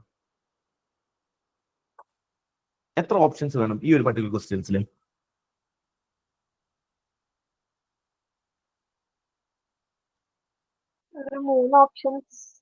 ഇവിടെ അതിന്റെ ആവശ്യമില്ല. ഇവിടെ ഒരു റിയാക്ഷൻ തന്നെ, അതായത് ഒരു സ്റ്റാൻഡ് എന്തൊക്കെ കാര്യങ്ങൾ നിങ്ങൾ ചെയ്യും എന്നുള്ള റൈറ്റ്ഫുൾ ആയിട്ട് എഴുതിയാൽ മതി. ഇവിടുത്തെ സ്റ്റേറ്റ്മെന്റിലെ ഗ്രാമാറ്റിക്കൽ സാധനങ്ങളൊക്കെ നിങ്ങൾ ശ്രദ്ധിക്കണം. ഈ ആക്ഷന്റെ കാര്യത്തിൽ നിങ്ങളോട് ചോദിച്ചിരിക്കുന്നത് what are the options available to you എന്നാണ് ചോദിച്ചിരുന്നതെങ്കിൽ ഇവിടെ ഉദ്ദേശിക്കുന്നത് what are the options available to you എന്നുള്ളതാണ്. അതായത് എത്ര ഓപ്ഷൻസ് നിങ്ങൾക്ക് അവൈലബിൾ ആണ്, അല്ലെങ്കിൽ what are the actions would you take in this particular situation എന്ന് ചോദിക്കുമ്പോൾ ഒന്നിൽ കൂടുതൽ ആക്ഷൻ അവിടെ ചോദിക്കുന്നുണ്ട്. ഇവിടെ നിങ്ങളോട് ചോദിച്ചിരിക്കുന്നത് ആക്ഷനെ പറ്റി ഈ ക്വസ്റ്റ്യനിൽ ചോദിച്ചിട്ടില്ല. ഈ ക്വസ്റ്റ്യനിൽ ചോദിച്ചത് how would you react to the situation. ഈ ഒരു സിറ്റുവേഷൻ നിങ്ങൾ കേൾക്കുമ്പോൾ ഇനി ഈ സിറ്റുവേഷനിൽ നിങ്ങൾ എന്തൊക്കെയാണ് ചെയ്യാൻ പോകുന്നത്, how do you react in this particular situation എന്നുള്ളതാണ് ഇവിടുത്തെ ക്വസ്റ്റ്യൻ വരുന്നത്. സോ ഈ സിറ്റുവേഷനിൽ നിങ്ങൾ എന്തൊക്കെ കാര്യങ്ങളായിരിക്കും നിങ്ങൾ ഇതിനകത്ത് ചെയ്യുക എന്നുള്ളതാണ് ഇതിനകത്ത് നോക്കുന്നത്. എന്തൊക്കെയായിരിക്കും നിങ്ങൾ ഈ സിറ്റുവേഷനിൽ അപ്പൊ എങ്ങനെ റിയാക്ട് ചെയ്യും. അപ്പൊ ഇവിടെ നിങ്ങൾ ആക്ഷൻ കുറെ ആക്ഷൻ എഴുതണമെന്നില്ല, നിങ്ങളെ റെസ്പോൺസ് ആണ് ഇവിടെ എഴുതുന്നത് കേട്ടോ. അപ്പൊ എന്തൊക്കെ നിങ്ങൾക്ക് ഇവിടെ ചെയ്യാൻ പറ്റും? നിങ്ങൾക്ക് ഇവിടെ ഓരോ സ്റ്റേക്ക് ഹോൾഡേഴ്സിനെ എടുത്തിട്ട് വേണം നിങ്ങൾ ചെയ്യാൻ. കേട്ടില്ല. ഒരു ഡൗട്ട്. അപ്പം ഈ ഇതില് നമ്മൾ ഒരേ ഒരു ആസ്പെക്റ്റിൽ അത് എക്സ്പ്ലെയിൻ ചെയ്ത് ഏതാണോ വേണ്ടത്? അല്ല, ഇവിടെ ഇനി എന്ത് ചെയ്യണമെന്ന് വെച്ച് കഴിഞ്ഞാൽ നിങ്ങളുടെ റിയാക്ഷൻ എന്ന് പറയുമ്പോൾ നിങ്ങൾക്ക് പല ആളുകൾ നിങ്ങൾ ബാലൻസ് ചെയ്യണം. ഇവിടെ നിങ്ങൾ പോയിട്ട് കംപ്ലൈന്റ് ചെയ്ത് കഴിഞ്ഞാൽ നിങ്ങളെ സുഹൃത്തിനോട് നിങ്ങൾ എന്ത് ജസ്റ്റിഫയബിൾ ആയിട്ടില്ല, പക്ഷെ നിങ്ങളുടെ മാനേജർ എന്ത് ചെയ്ത് നല്ലതാ ചെയ്തതുള്ളത്. അപ്പൊ ഓരോ പെർസ്പെക്റ്റീവ് ഓരോ സ്റ്റേക്ക് ഹോൾഡേഴ്സിന്റെ വെച്ചിട്ട് വേണം നിങ്ങൾ ആക്ഷൻ എഴുതാൻ. First of all with respect to നിങ്ങളുടെ കൊളീഗിനെ സംബന്ധിച്ചോളം നിങ്ങൾക്ക് എന്ത് ചെയ്യണം, you should show the empathy because she has a life saving പ്രോബ്ലത്തിലായിരുന്നു ഉണ്ടായിരുന്നത്. അപ്പം റെക്കഗ്നൈസ് അവർ ഇമോഷൻസ്. ആദ്യം നമ്മൾ എന്ത് ചെയ്യണം, പുള്ളിക്കാരുടെ ഇമോഷൻസ് എന്ത് ചെയ്യണം, I would recognise the emotions of my colleague because father എന്ന് പറയുന്നത് എന്താണ്, വളരെ ഇമോഷണൽ ആയിട്ടുള്ള ഒരു സാധനമാണ്. അപ്പൊ ആ സിറ്റുവേഷൻ, എമർജൻസി സിറ്റുവേഷനിൽ she might not think about, നമുക്ക് പറയാൻ പറ്റും ആ ഒരു എമർജൻസി സിറ്റുവേഷൻസിൽ though she never done something wrong, ഇങ്ങനെ പാസ്റ്റ് ചെയ്തിട്ടില്ല. പക്ഷെ ഈ ഒരു സിറ്റുവേഷനിൽ maybe because of in the emergency സിറ്റുവേഷനും ദാറ്റ് ടു ഒരു ഫാദറിനെ സംഭവിക്കുമ്പോൾ she might not have thought twice. ചെയ്യാതെ എടുത്തൊരു ആക്ഷൻ ആയിരിക്കാം. So I will recognise and sympathise with her situation happened to her father. However, I will also make sure that she understands the ethical dilemmas, ethical problems of doing the such actions. എന്നുള്ളതിനെ പറ്റിയിട്ട് മനസ്സിലാക്കുകയും and request her to return arrange the fund as soon as possible to back and also make sure her understanding that legal complication with respect to this problem. അപ്പൊ ഇപ്പോൾ നമ്മളിവിടെ എന്ത് ചെയ്തു, ആ പുള്ളിക്കാരി എന്ന് പറയുന്ന പേഴ്സണെ നമ്മൾ എന്ത് ചെയ്തു, അഡ്രസ് ചെയ്തു. അതേപോലെ തന്നെ പുള്ളിക്കാരിയോട് അതിന്റെ ഒരു സൊല്യൂഷനും പറഞ്ഞു. പക്ഷെ ബാങ്ക് മാനേജറിന്റെ സിറ്റുവേഷനിലേക്ക് വരുമ്പോൾ എന്ത് ചെയ്തു, ഇനി ബാങ്ക് മാനേജറിന്റെ സിറ്റുവേഷൻ ചെയ്യുന്ന സമയത്ത് നമുക്ക് ഇവിടെ ആദ്യം എന്ത് ചെയ്യണം, we need to rather than complaining, ഇവിടെ ബാങ്ക് മാനേജർ നല്ല കാര്യം ചെയ്തിട്ടുള്ളത് അല്ലെ. അപ്പൊ ബാങ്ക് മാനേജറിന്റെ അടുത്ത് ആദ്യം പോയി പറയണം എന്ത്, നമ്മൾ സൈലന്റ് ആയിട്ട് ഒരു കമ്മ്യൂണിക്കേഷൻ ചെയ്തതിന് ശേഷം നമുക്ക് എന്ത് ചെയ്യാം, ബാങ്ക് മാനേജറോട് പറയാം എന്തൊക്കെയാണ് ഇവിടെ അൺഎത്തിക്കൽ ചെയ്തു, സാറ് ചെയ്ത നല്ല കാര്യങ്ങളൊക്കെ തന്നെയാണ്, but however there is a legal law break ചെയ്തിട്ടുണ്ട്. സോ എന്തെങ്കിലും ഓഡിറ്റ് വന്നു കഴിഞ്ഞു കഴിഞ്ഞാൽ, if it is an audit ഒക്കെ വരുന്ന സമയത്ത് this will be taken away as you can substantiate with ethical point. You can say that as Gandhi said that you cannot hide truth for a longer period of time. Truth will emerge from the darkness one day or the other day. So darkness il ninnu endu truth endale emerge cheyum. Appam though your ethical actions and your interest is a bona fide interest aanu ennundengilum ningal idu marachu vechu kayinjal idu endana, idu wrongful action ayi maarum ennulla bank manager ne convince cheyum. Bank manager nodu self aayittu thanne senior officers nodu idu report cheyanum. അപ്പോൾ അങ്ങനെ report ചെയ്യുമ്പോൾ bank മാനേജറിന് എന്ത് ചെയ്യാൻ പറ്റും, അദ്ദേഹത്തിന്റെ എത്തിക്കൽ positions clear ആക്കാനും അതേപോലെ തന്നെ അദ്ദേഹത്തിന് എന്ത് ചെയ്യാൻ പറ്റും, ഫർദർ ആക്ഷൻസിൽ നിന്ന് എന്ത് ചെയ്യാൻ പറ്റും, ചെറിയ ഇളവ് ലഭിക്കാനും പബ്ലിക്കിന്റെ ഇടയിൽ അത് ട്രസ്റ്റ് കിട്ടാനും സാധ്യമാവുന്ന പറഞ്ഞു. If he is not doing it then you will complain. അപ്പോൾ മാത്രം, അതായത് ആദ്യം പെട്ടിലേക്ക് എടുക്കില്ല. എന്നിട്ട് നമ്മൾ പറയാം ഇത് ചെയ്യാന്ന് പറഞ്ഞാൽ നമ്മൾ അത് വിട്ടു കളിച്ചു, അപ്പൊ അവർ ചെയ്യാതിരിക്കണം. ഇപ്പൊ ഇങ്ങനെ ചെയ്തതിന് ശേഷം ഇവരോട് പറഞ്ഞ് എന്ത് ചെയ്യും, നിങ്ങൾക്ക് പറയാം ആസ് മൈ മാനേജർ എന്ന വളരെ എത്തിക്കലി ഇന്റൻഷൻ ഉള്ള ആളായതുകൊണ്ട് തന്നെ ഈ would be able to understand the situation, ഈ മൈ എന്ത് ചെയ്യും, report to the senior officers from himself. So അങ്ങനെയാണെന്നുണ്ടെങ്കിൽ സിറ്റുവേഷൻ വിൽ ബി ക്ലിയർ ആയിട്ട് വരുന്നു. പക്ഷെ however if is not doing it എന്ത് ചെയ്യും, you will directly report to the seniors so that the ethical, you will make sure that the bank productivity, because this is an ethical slippery slope. Once ഇങ്ങനെ ഒരു പൈസ എടുത്ത് ഇവർ രക്ഷപ്പെട്ടിട്ടുണ്ടെങ്കിൽ വീണ്ടും എന്ത് ഇവരെടുക്കാനുള്ള ചാൻസസ് കൂടുതലാണ്. That will destroy the longevity of my company അല്ലെ. ഈ ബാങ്കിന്റെ ഒരു ട്രസ്റ്റും ലോങ്ങിവിറ്റിയും അതിനെ ബാധിക്കും. അതുകൊണ്ട് ഐ വിൽ റിപ്പോർട്ട്. അപ്പൊ ഇവിടെ നിങ്ങൾ നോക്കിയേ, you are not directly going to directly report ചെയ്യല്ല, you are empathetic. You are emotionally intelligent to understand the situation, and you are giving a chance to the people to come up by themselves. And if they are not doing it, you are not ready to compromise on ethical ground, any ground. നിങ്ങൾ എന്ത് ചെയ്യുന്നുണ്ട്, you are reporting it. So ഇവിടെ നിങ്ങൾക്ക് എന്ത് ചെയ്യാം, ethical ground. And also that you to seniors you will also propose. നിങ്ങൾ എന്ത് ചെയ്യണം, ഞാൻ പറഞ്ഞു നിങ്ങൾ ഒരു പബ്ലിക് സർവന്റ് ആണ്. ഇനി ഇങ്ങനെ ഒരു സിറ്റുവേഷൻ വന്നു കഴിഞ്ഞു കഴിഞ്ഞാൽ, അതുപോലെ ഒരു എംപ്ലോയിക്ക് ഒരു പ്രോബ്ലം വന്നു കഴിഞ്ഞു കഴിഞ്ഞാൽ പിന്നീട് നിങ്ങൾക്ക് ഇതുപോലത്തെ സെയിം സിറ്റുവേഷൻ നേരിടേണ്ട ഒരു അവസ്ഥ വരാൻ പാടില്ല. അതുകൊണ്ട് നിങ്ങൾ എന്ത് ചെയ്യണം, you will go to you will also create some kind of employment provident fund പോലെയുള്ള എന്തെങ്കിലും എംപ്ലോയീസ് വെൽഫെയർ ഫണ്ട് ക്രിയേറ്റ് ചെയ്യാം. അതല്ല എന്നുണ്ടെങ്കിൽ നിങ്ങൾക്ക് think about situations like crowd funding ഇമ്പാക്റ്റുകൾ ചിന്തിക്കാമായിരുന്നു. അല്ലെങ്കിൽ ആ ഓഫീസിൽ തന്നെ ഇനി തൊട്ട് നമുക്ക് എന്ത് ചെയ്യാം, ഇങ്ങനെ ഒരു എംപ്ലോയ്മെന്റ്സിന് എമർജൻസി ലോൺ പ്രൊവിഷൻസ് ബാങ്കിൽ വെക്കണം എന്നുള്ള സീനിയേഴ്സിനോട് നമുക്ക് പ്രപ്പോസ് ചെയ്യാം. സോ നാളെ ഈ ഒരു ഇഷ്യൂ വന്നു കഴിഞ്ഞു കഴിഞ്ഞാൽ there are options. ഇവിടെ ഒരു ഓപ്ഷൻസ് ഇല്ലാത്തത് കൊണ്ടാണ് ആ സ്ത്രീക്ക് ഇങ്ങനെ ചെയ്യേണ്ട വന്നത്, അല്ലെങ്കിൽ ആ മാനേജറിന് ഇങ്ങനെ ചെയ്യേണ്ടി വന്നത്. So tomorrow there are options എന്ന രീതിയിലേക്ക് വേണം നിങ്ങളുടെ കേസ് സ്റ്റഡീസിന്റെ അവസാനത്തേക്ക് വരുമ്പോൾ നിങ്ങളുടെ ആൻസേഴ്സ് എഴുതാൻ വേണ്ടിയിട്ട് കേട്ടോ. സോ മനസ്സിലായോ? അപ്പൊ ഈ ഒരു സിറ്റുവേഷൻസിൽ നിങ്ങൾ എന്ത് ചെയ്യണം, ഇവിടെ ഞാൻ എന്താ എത്തിക്കൽ സിറ്റുവേഷനിൽ ഇവിടെ ജസ്റ്റ് മാറി, ഇവിടെ എത്തിക്കൽ ആക്ഷൻസ് ചോദിച്ചില്ല. ഇങ്ങനെയൊക്കെ പല ടൈപ്പിലായിരിക്കും ക്വസ്റ്റ്യൻസ് വരിക കേട്ടോ. സോ അതുപോലെ തന്നെ വേറൊരു ടൈപ്പ് ഓഫ് ക്വസ്റ്റ്യൻസ് ആണ് അപ്ലൈഡ് എത്തിക്സ്. അപ്ലൈഡ് എത്തിക്സിൽ നിങ്ങൾക്ക് ബേസിക്കലി എങ്ങനെയാ തരിക എന്ന് വെച്ച് കഴിഞ്ഞാൽ, നിങ്ങൾക്ക് ഒരു റിയൽ വേൾഡ് സിനാരിയോ, ഒരു ഡിഫിക്കൽട്ട് റിയൽ വേൾഡ് സിനാരിയോ ആയിരിക്കും തരിക. അവിടെ ഭയങ്കര ടെൻഷൻസും റിസോഴ്സസും ഭയങ്കര ലിമിറ്റഡ് ആയിരിക്കും. അപ്പൊ എത്തിക്കൽ ഇഷ്യൂസ് ഭയങ്കര കോൺഫ്ലിക്ട് ഓഫ് സിറ്റുവേഷൻസ് ഭയങ്കര എവിഡന്റ് ആയിരിക്കും, മറ്റതിനെക്കാട്ടും ഭയങ്കര. ഇപ്പം എനിക്ക് ഒരു ആർക്കിടെക്ചർ പ്രൊജക്ടിലുള്ള എത്തിക്കൽ ഇഷ്യൂ എന്ന് പറഞ്ഞു കഴിഞ്ഞാൽ സ്ലോ ആണ്, സ്റ്റഡി ആണ്. അവിടെ റിസോഴ്സസിന്റെ എമർജൻസി ഇല്ല, പെട്ടെന്ന് ചെയ്യണം എന്നുള്ള എമർജൻസി ഇല്ല അല്ലെ. പെട്ടെന്ന് ഇങ്ങനെ പതുക്കെ ചെയ്താൽ മതി. ഇപ്പം ബാങ്കിൽ ഈ കാര്യം നമുക്ക് സംസാരിക്കാനുള്ള സമയമുണ്ട്.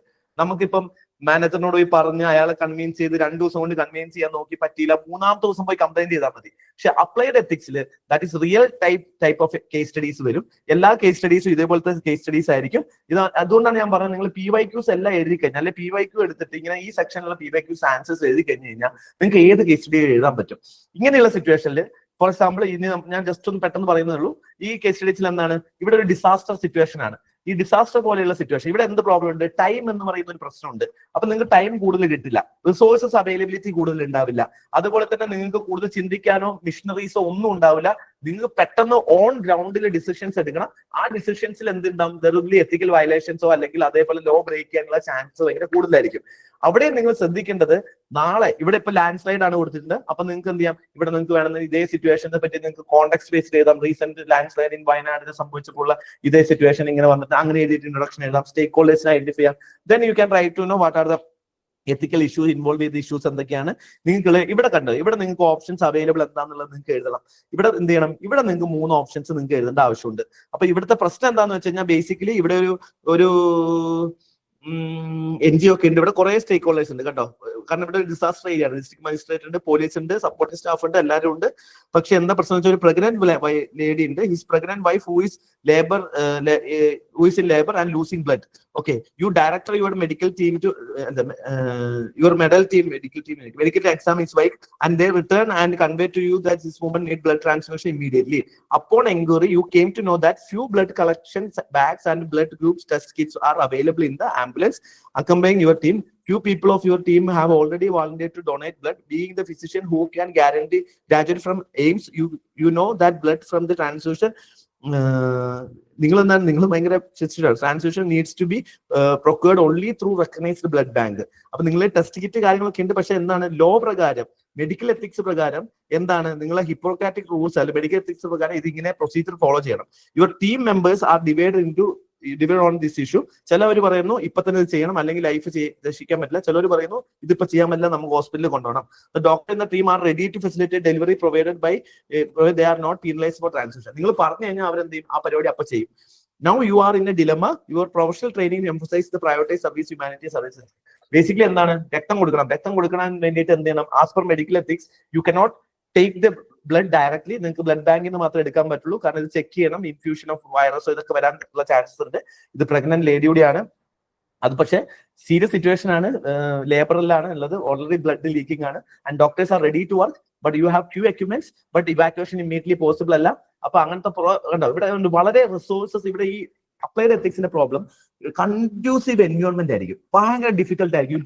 ഇത് ഇങ്ങനെ ഉണ്ടാവും. ഇതുപോലത്തെ കുറെ കേസസ് ഉണ്ട്. ഫോർ എക്സാമ്പിൾ, ഒരു സ്ഥലത്ത് ഫുള്ള് ഒരു പ്രാവശ്യം UPSC ചോദിച്ചാണ്, അത് ഭയങ്കര രസകരമായിരുന്നു. ഒരു സ്ഥലത്ത് മൊത്തം ലാൻഡ് സ്ലൈഡ് വന്ന് തകർന്ന സമയത്ത് ഒരു പൊളിറ്റിക്കൽ ഫാമിലിയും ടീമും അവിടെ കുടുങ്ങിപ്പോയി. അതായത് പൊളിറ്റിക്കൽ ഒരു മന്ത്രിന്റെ ഒരു ഫോറിൻ മിനിസ്റ്ററും വേറൊരു രാജ്യത്തെ മിനിസ്റ്ററും അവരുടെ ഫാമിലിയും അവിടെ ടൂർ വന്നിട്ടുണ്ട്, അവരവിടെ കുടുങ്ങിയിട്ടുണ്ട്. അതേപോലെ തന്നെ ഒരു ഹോസ്പിറ്റൽ തകർന്നിട്ടുണ്ട് അവിടെ. അതേപോലെ തന്നെ അവിടെ കുറെ പബ്ലിക് ലൈഫ് അങ്ങനെ തകർന്നിട്ടുണ്ട്. പ്രായമായ സ്ത്രീകളുണ്ട്. ഒരു ഹോസ്പിറ്റലിന്റെ ഉള്ളിൽ മൊത്തം എന്താണ്, ലേബറിലെ സ്ത്രീകളുള്ള സ്ഥലമുണ്ട്. അവരൊരു മെന്റൽ ഹോസ്പിറ്റൽ തകർന്നിട്ടുണ്ട്. ആകെ നിങ്ങളിൽ 6-7 മൗണ്ട് ക്ലൈംബേഴ്സേ ഉള്ളൂ. നിങ്ങൾ ആദ്യം ആരെ രക്ഷിക്കും? You need to prioritise. കാരണം നിങ്ങൾക്ക് എല്ലാവരെയും ഒരേ സമയത്ത് രക്ഷിക്കാൻ പറ്റില്ല. അപ്പൊ നിങ്ങൾ ആരെ ആദ്യം രക്ഷിക്കും? ഇത്തരത്തിലുള്ള ക്വസ്റ്റ്യൻസ് ആണ് ഇവിടെ വരിക. ഇവിടെ നിങ്ങൾ നോക്കിയാൽ ഭയങ്കര റിസ്ക് ആണ്. ഇവിടെ നിങ്ങൾക്ക് ആരെ വേണമെങ്കിലും ഈ ഒരു ഓപ്ഷനിൽ എടുക്കാം. പക്ഷെ എടുക്കുന്നതിൽ നിങ്ങൾ എങ്ങനെ ജസ്റ്റിഫൈ ചെയ്യും എന്നുള്ളതാണ്. പല രീതിയിൽ നമുക്ക് ജസ്റ്റിഫൈ ചെയ്യാൻ പറ്റും. ഇപ്പൊ ചില ആളുകൾ പറയും, ഇപ്പൊ ഇവിടെ പൊളിറ്റീഷ്യൻസ് ഉണ്ട്, കുടുങ്ങിയ പൊളിറ്റീഷ്യൻസ് ഉണ്ട്. അതേപോലെ തന്നെ ഞാൻ പറഞ്ഞു കുടുങ്ങിയ പൊളിറ്റീഷ്യൻസ് ഉണ്ട്, വേറെ പ്രായമായ സ്ത്രീകളുണ്ട്. അതേപോലെ തന്നെ ഒരു പ്രിസൺ അതിന്റെ ഉള്ളിൽ തകർന്നിട്ട്, അപ്പൊ പ്രിസണേഴ്സ് രക്ഷപ്പെട്ടാലും പ്രിസണേഴ്സും ഇതിനകത്ത് പുറത്ത് ഇറങ്ങിയിട്ടുണ്ട്. അതേപോലെ തന്നെ ഇങ്ങനെ കുറച്ച് പേരുണ്ട്, പ്രായമായ സ്ത്രീകൾ, പ്രിസണേഴ്സ്, പൊളിറ്റിക്കൽ പാർട്ടിയിലുള്ള ആളുകൾ, പിന്നെ അവിടുത്തെ കുറെ ലോക്കൽസ് ആളുകൾ അവരങ്ങനെ കുടുങ്ങിയിട്ടുണ്ട്. ഇതിൽ നിങ്ങൾ ആദ്യം, അതുപോലെ തന്നെ 3-6 മൗണ്ടനിയറിംഗ് ചെയ്യുന്ന ആളുകളുണ്ട്. ഈ മൗണ്ടനിയറിംഗ് ചെയ്യുന്ന ആളുകൾ ഈ ഒരു ടൂറിസ്റ്റ് സ്പോട്ടാണ്, അവരതിൻ്റെ ഉള്ളിൽ കുടുങ്ങിയിട്ടുണ്ട്, അവരെ രക്ഷിക്കണം. അപ്പം ഇത്ര ആളുകളുണ്ട്. ഇങ്ങനെ നിങ്ങൾ ആദ്യം ആരെ രക്ഷിക്കും എന്നുള്ളതാണ് ചോദ്യം. ഇങ്ങനെ ഓർഡർ അനുസരിച്ച് നിങ്ങളാണ് ആദ്യം ആരെ രക്ഷിക്കും?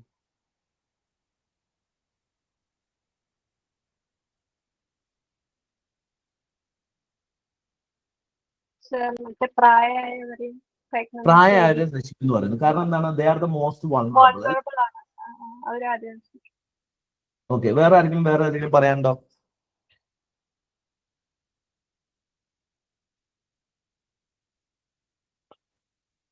ആ പൊളിറ്റീഷ്യൻസ് അവിടുത്തെ ലോക്കൽ പൊളിറ്റീഷ്യൻസ് ആണെന്ന് തോന്നുന്നു കേട്ടോ. ഫോറിൻ മിനിസ്റ്ററും ഉണ്ട്, ലോക്കൽ പൊളിറ്റീഷ്യനും അവിടെ കുടുങ്ങിയിട്ടുണ്ട്.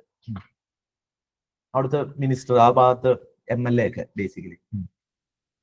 സർ, ലോക്കൽ പൊളിറ്റീഷ്യൻ, MLA അവരെ രക്ഷിച്ചു കഴിഞ്ഞാൽ അവർ വഴി ബാക്കി കാര്യങ്ങൾ നമുക്കിവിടെ എന്താ പറയാ, ഇവാക്യുവേഷൻ, ബാക്കി ഇവിടുത്തെ ബാക്കി പ്രവർത്തനങ്ങൾക്ക് വേണ്ടിയുള്ള കാര്യങ്ങൾ ചെയ്യാൻ സാധിക്കും.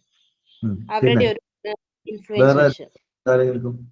ഒരാൾ പറയുന്നു വൾനറബിൾ, ഒരാൾ പറയുന്നു പൊളിറ്റിക്കൽ ലീഡേഴ്സ്.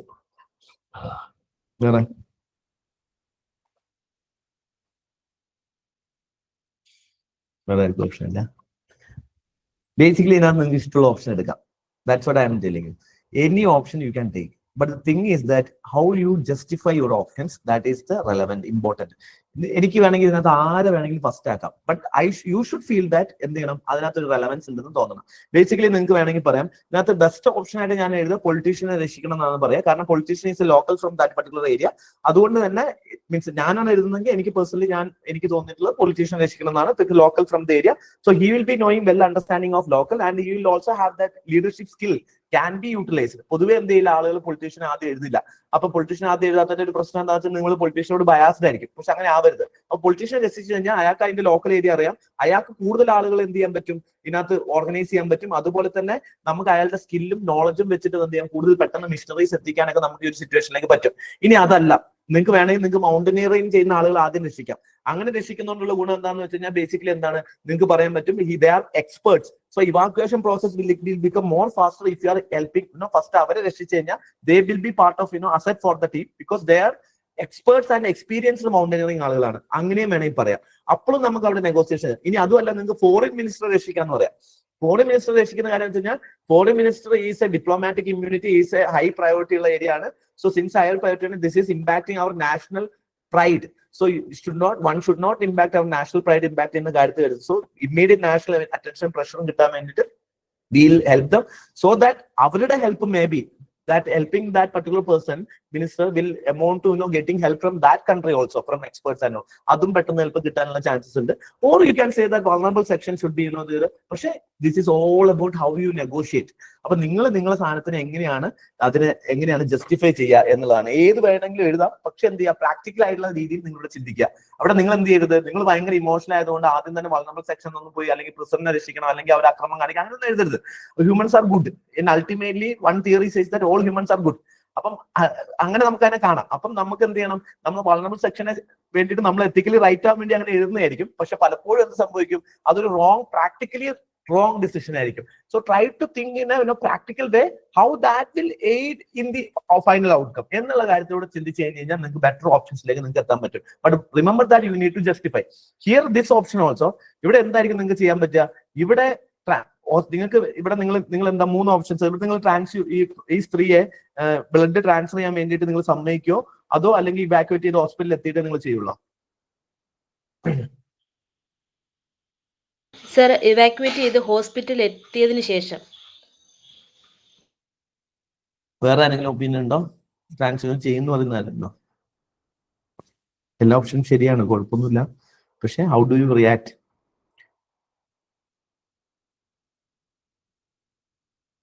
ആരും ബ്ലഡ് ട്രാൻസ്ഫ്യൂഷൻ നടത്തില്ല. വാട്ട് ഇഫ് ഓൾറെഡി പറഞ്ഞിട്ടുണ്ട്, സിറ്റുവേഷൻ എത്തിക്കാൻ പറ്റാത്ത സിറ്റുവേഷൻ ആണ്, എത്തിക്കുന്നതിന് മുമ്പ് അയാൾ മരിച്ചു, എന്ത് ചെയ്യും? You are losing A life because of. നമ്മള് ഡിസ്ട്രിക്ട് മജിസ്ട്രേറ്റ് ആണ്, അപ്പം നമ്മൾ ഗ്രാജുവേറ്റഡ് ഫ്രം എയിംസ് പറയുന്നുള്ളൂ. സോ ആ ഒരു സിറ്റുവേഷനിൽ നമ്മൾ ഡിസ്ട്രിക്ട് മജിസ്ട്രേറ്റ് എന്നുള്ള ഒരു ഐഡിയ കുറച്ചുകൂടി എംഫസൈസ് ചെയ്യണമെന്ന് തോന്നുന്നു. അപ്പൊ മേ ബി അവിടുത്തെ ഡോക്ടേഴ്സിന്റെ ഒരു എക്സ്പെർട്ട് അഡ്വൈസ് എനിക്ക് അവിടെ അവൈലബിൾ ആയുള്ള ആൾക്കാരെ എടുക്കാം. ഡോക്ടേഴ്സ് പറയുന്നുണ്ട്, doctors are ready. You are there waiting for your message because in a disaster who is the leader? ഒരു ഡിസാസ്റ്റർ സിറ്റുവേഷൻ നടക്കുമ്പോൾ every decision will be taken. Final authority എന്ന് പറയുന്ന ഡിസ്ട്രിക്ട് മജിസ്ട്രേറ്റ് ആണ്. Full ഇവാക്യുവേഷന്റെ full responsibility under disaster management ആക്ടില് district മജിസ്ട്രേറ്റിനാണ് അതിന്റെ authority ഉള്ളത്. So he is the supreme authority there. So they are waiting for their word. അപ്പം ഈ ഇവാക്യുവേറ്റ് ചെയ്ത് അവിടെ എത്തുന്നതിന് ഇൻ ബിറ്റ്വീൻ ആ ഒരു ടൈം ഭയങ്കര എന്ത് വേണമെങ്കിൽ സംഭവിക്കാം. So may be I will like ഇതിന് അവരുടെ കൂടെയുള്ള റിലേറ്റീവ്സ് എല്ലാം ഓക്കെ ആണ്, കൺസെന്റ് ഉണ്ട് എങ്കിൽ ആ ഒരു പ്രോസസ് അവിടെ വെച്ച് തന്നെ ചെയ്യാം എന്നുള്ള ഒരു ലൈഫ് സേവ് ചെയ്യാം എന്നുള്ള ഒരു ഇതിൽ ഇവിടെ നമുക്ക് ചെയ്യാൻ പറ്റുന്ന ഇവിടെ ബാലൻസ് ചെയ്യാന്നുള്ളത് മാത്രമേ ചെയ്യാൻ പറ്റുള്ളൂ. കാരണം ഇവിടെ നിങ്ങൾ വളരെ സ്ട്രിക്റ്റ് ആയിട്ട് നിങ്ങൾ എന്ത് ചെയ്യരുത്, ഹോസ്പിറ്റലിൽ തന്നെ കൊണ്ടുപോകണം, ഇല്ലാതെ ഞാൻ ചെയ്യില്ല എന്ന് പറഞ്ഞു കഴിഞ്ഞത് പ്രശ്നം ലൈഫ് ലോസ് ആവാൻ ചാൻസ് ഉണ്ട്. It is very unethical and saving in life is very virtuous ആയിട്ടുള്ള കാര്യമാണ്. Any ethical format you can justify that.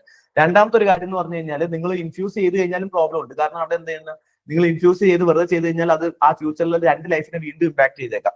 അപ്പൊ ഇത് എങ്ങനെ ചെയ്യുന്നതാണ്? One thing is that you can ഇവിടെ നിങ്ങൾ വളരെ സ്ട്രാറ്റജിക്കലി നിങ്ങൾ പ്ലേ ഔട്ട് ചെയ്യണം. നിങ്ങൾ എന്ത് ചെയ്യണം എന്ന് വെച്ച് കഴിഞ്ഞാൽ ഇവിടെ doctors teams are very experienced and yourself you are also experienced person to judge a situation അല്ലേ.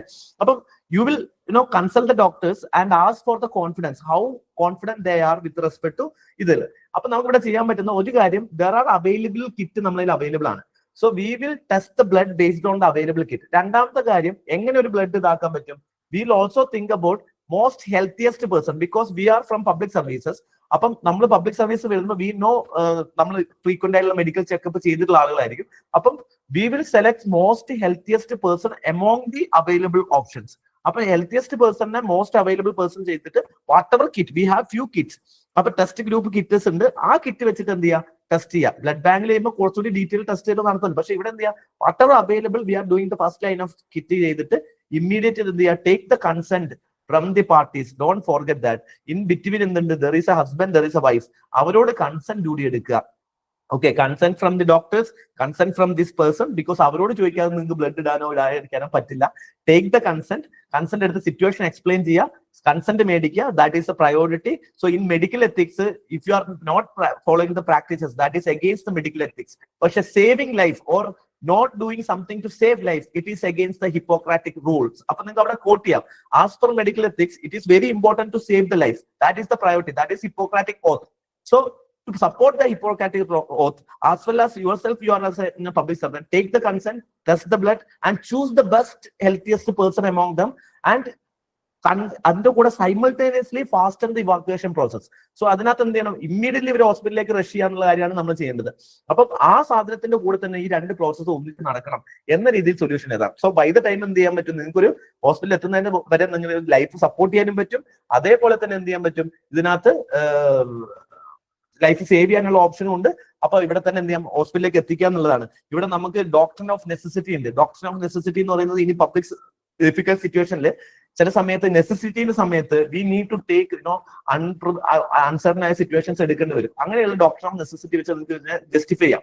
ഇനി ഇതിൽ ഏറ്റവും കൂടുതൽ നിങ്ങൾ ശ്രദ്ധിക്കേണ്ട അടുത്ത പാർട്ട്, ഇതൊക്കെ നിങ്ങൾ ബാലൻസ് ചെയ്ത് എഴുതിയാലും അടുത്ത പാർട്ട് ഈസ് വെരി ഇമ്പോർട്ടന്റ്. ഈ ഓപ്ഷൻസ് ഒക്കെ എഴുതി നിങ്ങൾ 3 ഓപ്ഷൻ എഴുതാം. ഒന്നെങ്കിൽ നിങ്ങൾ എന്ത് ആദ്യം ഇവിടെ നമ്മൾ 3 ഓപ്ഷൻ എഴുതണം. Evaluate the options available to you എന്നാ പറഞ്ഞിട്ടുള്ളത്. അപ്പൊ ഫസ്റ്റ് ഓപ്ഷൻ എന്താണ്, ഇവർക്ക് ബ്ലഡ് ട്രാൻസ്ഫ്യൂമിട്ട് പെട്ടെന്ന് അങ്ങ് ചെയ്യും. അപ്പൊ എന്ത് ചെയ്യും, ചിലപ്പോൾ there is A problem, there is A chance that save ചെയ്യും. പക്ഷെ എന്ത് ചെയ്യുന്നു, ലീഗലി അവിടെ റോങ് ആണ്, അവിടെ എന്ത് ചെയ്യുന്നുണ്ട്, പ്രൊസീജിയർ റോങ് ചെയ്യുന്നുണ്ട്. രണ്ടാമത്തെ ഓപ്ഷൻ, ഇവരെ rush to hospital not doing the transfusion, അപ്പൊ കുട്ടി മരിക്കാനും അമ്മ മരിക്കാനുള്ള ചാൻസ് ഉണ്ട്. മൂന്നാമത്തെ ഓപ്ഷൻ ആണ് നമ്മളിപ്പോ പറഞ്ഞ option. You can take that option, justify those options, അതിന്റെ മറ്റേ ഡിമർട്ട് ചെയ്യണം. And finally your conclusion should end like this. What will happen tomorrow the same situation comes again? ഒരു IAS ഓഫീസറോട് വീണ്ടും ഇതേ സിറ്റുവേഷനിൽ വരില്ലേ? So make sure that a blood bank unit is as part of evacuation team from there on. അപ്പൊ അവിടെ തൊട്ട് എന്ത് ചെയ്യണം, ഓൾവേസ് ഏത് ഒരു ഡിസാസ്റ്റർ റെസ്പോൺസ് ഫോഴ്സിന്റെ കൂടെ അല്ലെങ്കിൽ NDRF ഡിസ്ട്രിക്ട് NDRF ഫോഴ്സിന്റെ കൂടെ തന്നെ ഒരു മൊബൈൽ ബ്ലഡ് ബാങ്ക് യൂണിറ്റ് ഉണ്ടാക്കണം എന്നുള്ളതാണ്. സോ ഇറ്റ് ക്യാൻ ബി, ഇവര് നമ്മളിവിടെ തന്നെ ഇവര് രക്ഷിക്കാൻ വേണ്ടിയിട്ട് ഫയർഫോഴ്സ് പോകുന്നതിന്റെ കൂടെ തന്നെ ഒരു ഡിസാസ്റ്റർ ഉണ്ടാകുന്ന സമയത്ത് it will be like from there on there will be a നോം ദാറ്റ് ഒരു ബ്ലഡ് ബാങ്ക് യൂണിറ്റ് കൂടി ഇവരോട് പോകും. അപ്പൊ അവിടെ ഒരു പെർമനന്റ് സൊല്യൂഷൻ ആയി. നാളത്തെ ഡിസ്ട്രിക്ട് കളക്ടറിന് ഇതിനൊരു പ്രശ്നം വരില്ല.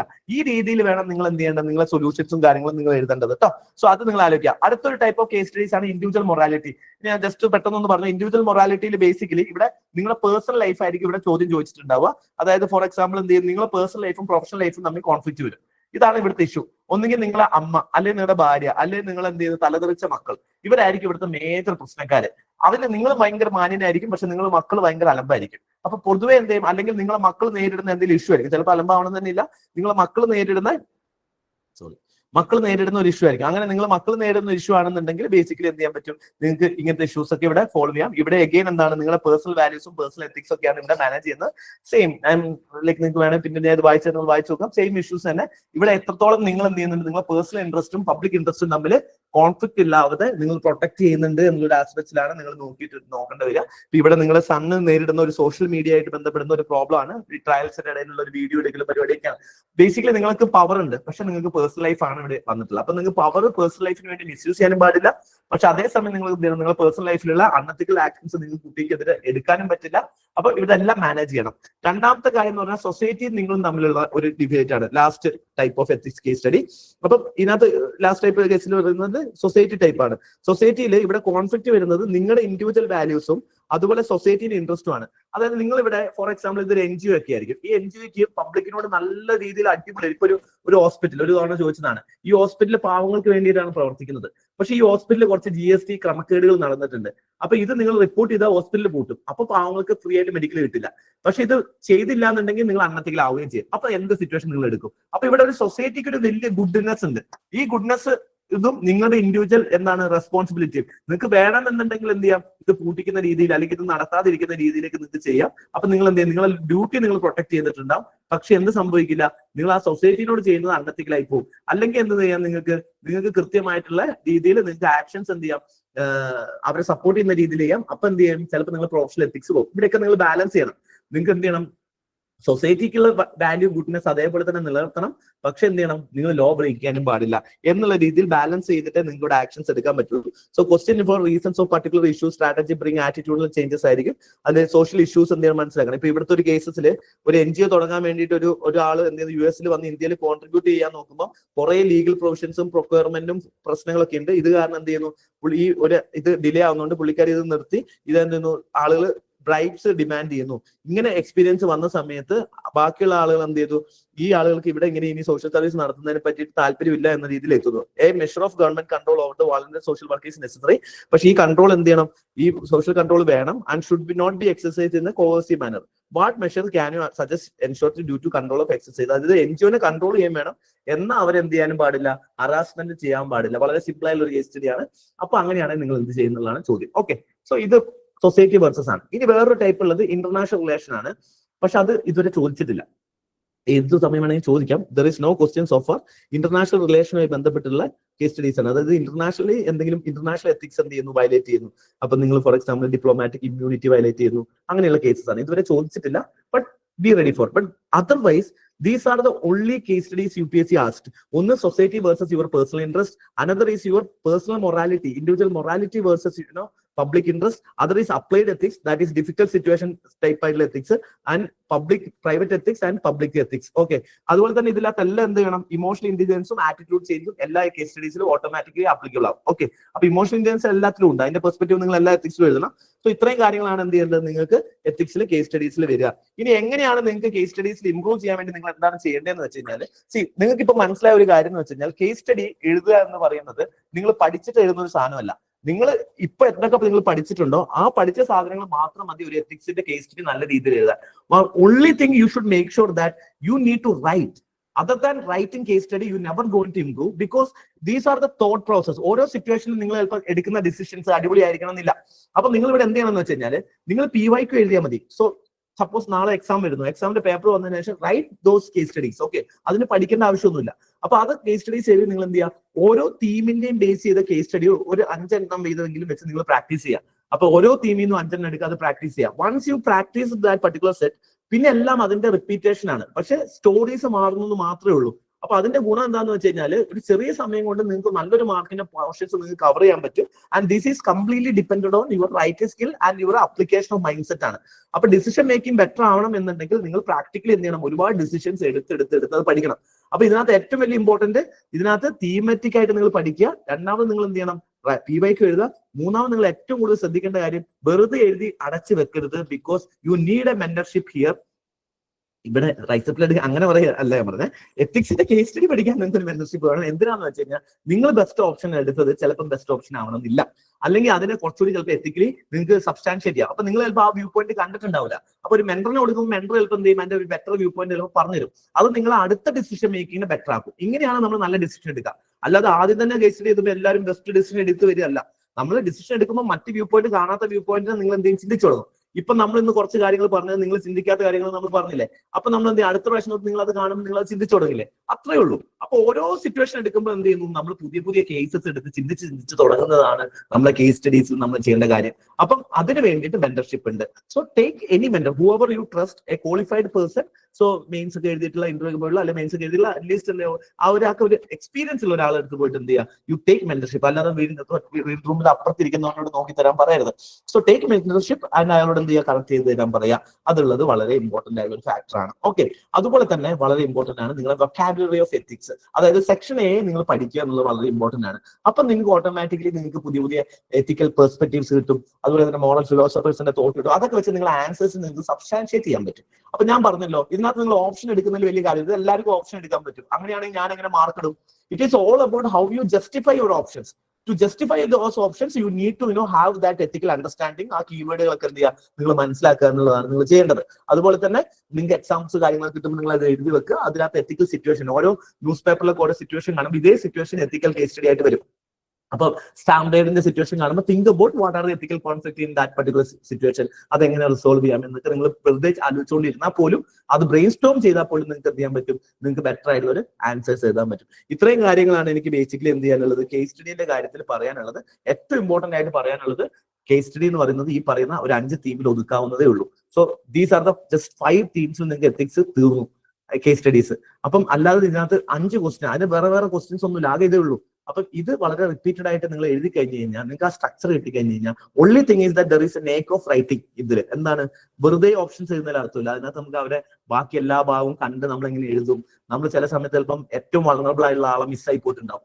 അതെങ്ങനെ മിസ്സായി പോകാതിരിക്കാം, അത് പ്രാക്ടീസിലൂടെ വരുള്ളൂ. അതിനാണ് ഞാൻ മെന്റർഷിപ്പ് എടുക്കാൻ പറയുന്നത്. അപ്പൊ നിങ്ങൾ ചിലപ്പോൾ ഒരു സൊല്യൂഷൻ എഴുതുമ്പോൾ അതിനകത്ത് ഏറ്റവും വൾണറബിൾ ആയിട്ടുള്ള, ഇപ്പം ബാങ്കിന്റെ കാര്യത്തിൽ നിങ്ങൾ നേരെ പോയിട്ട് കംപ്ലൈന്റ് ചെയ്ത് കഴിഞ്ഞാൽ നിങ്ങൾ ആ സ്ത്രീനെ അഡ്രസ് ചെയ്തിട്ടില്ല. അപ്പൊ അത് അഡ്രസ് ചെയ്യാതിരിക്കാൻ പാടില്ല. അപ്പൊ അത് നിങ്ങൾ വൾണറബിൾ സെക്ഷനിൽ നിങ്ങൾ കാണുന്നുണ്ട്, അത് കൃത്യമായിട്ട് നിങ്ങൾ അഡ്രസ് ചെയ്യുന്നുണ്ട് എന്നുള്ളതൊക്കെ എത്തിക്സിൽ വളരെ ഇമ്പോർട്ടന്റ് ആണ്. This is shows your ethical stand. Okay, so ഈ രീതിയിൽ നിങ്ങളുടെ ആൻസേഴ്സ് നിങ്ങൾ ഫ്രെയിം ചെയ്യാന്നുള്ളതാണ് നിങ്ങൾ ചെയ്യേണ്ടത്. അപ്പം ഇത്രയും കാര്യങ്ങളാണ് എനിക്ക് പറയാനുള്ളത്. എന്തെങ്കിലും സംശയം ഉണ്ടെന്നുണ്ടെങ്കിൽ നിങ്ങൾക്ക് ചോദിക്കാം. ഓക്കെ, എന്തെങ്കിലും സംശയം ഉണ്ടോ?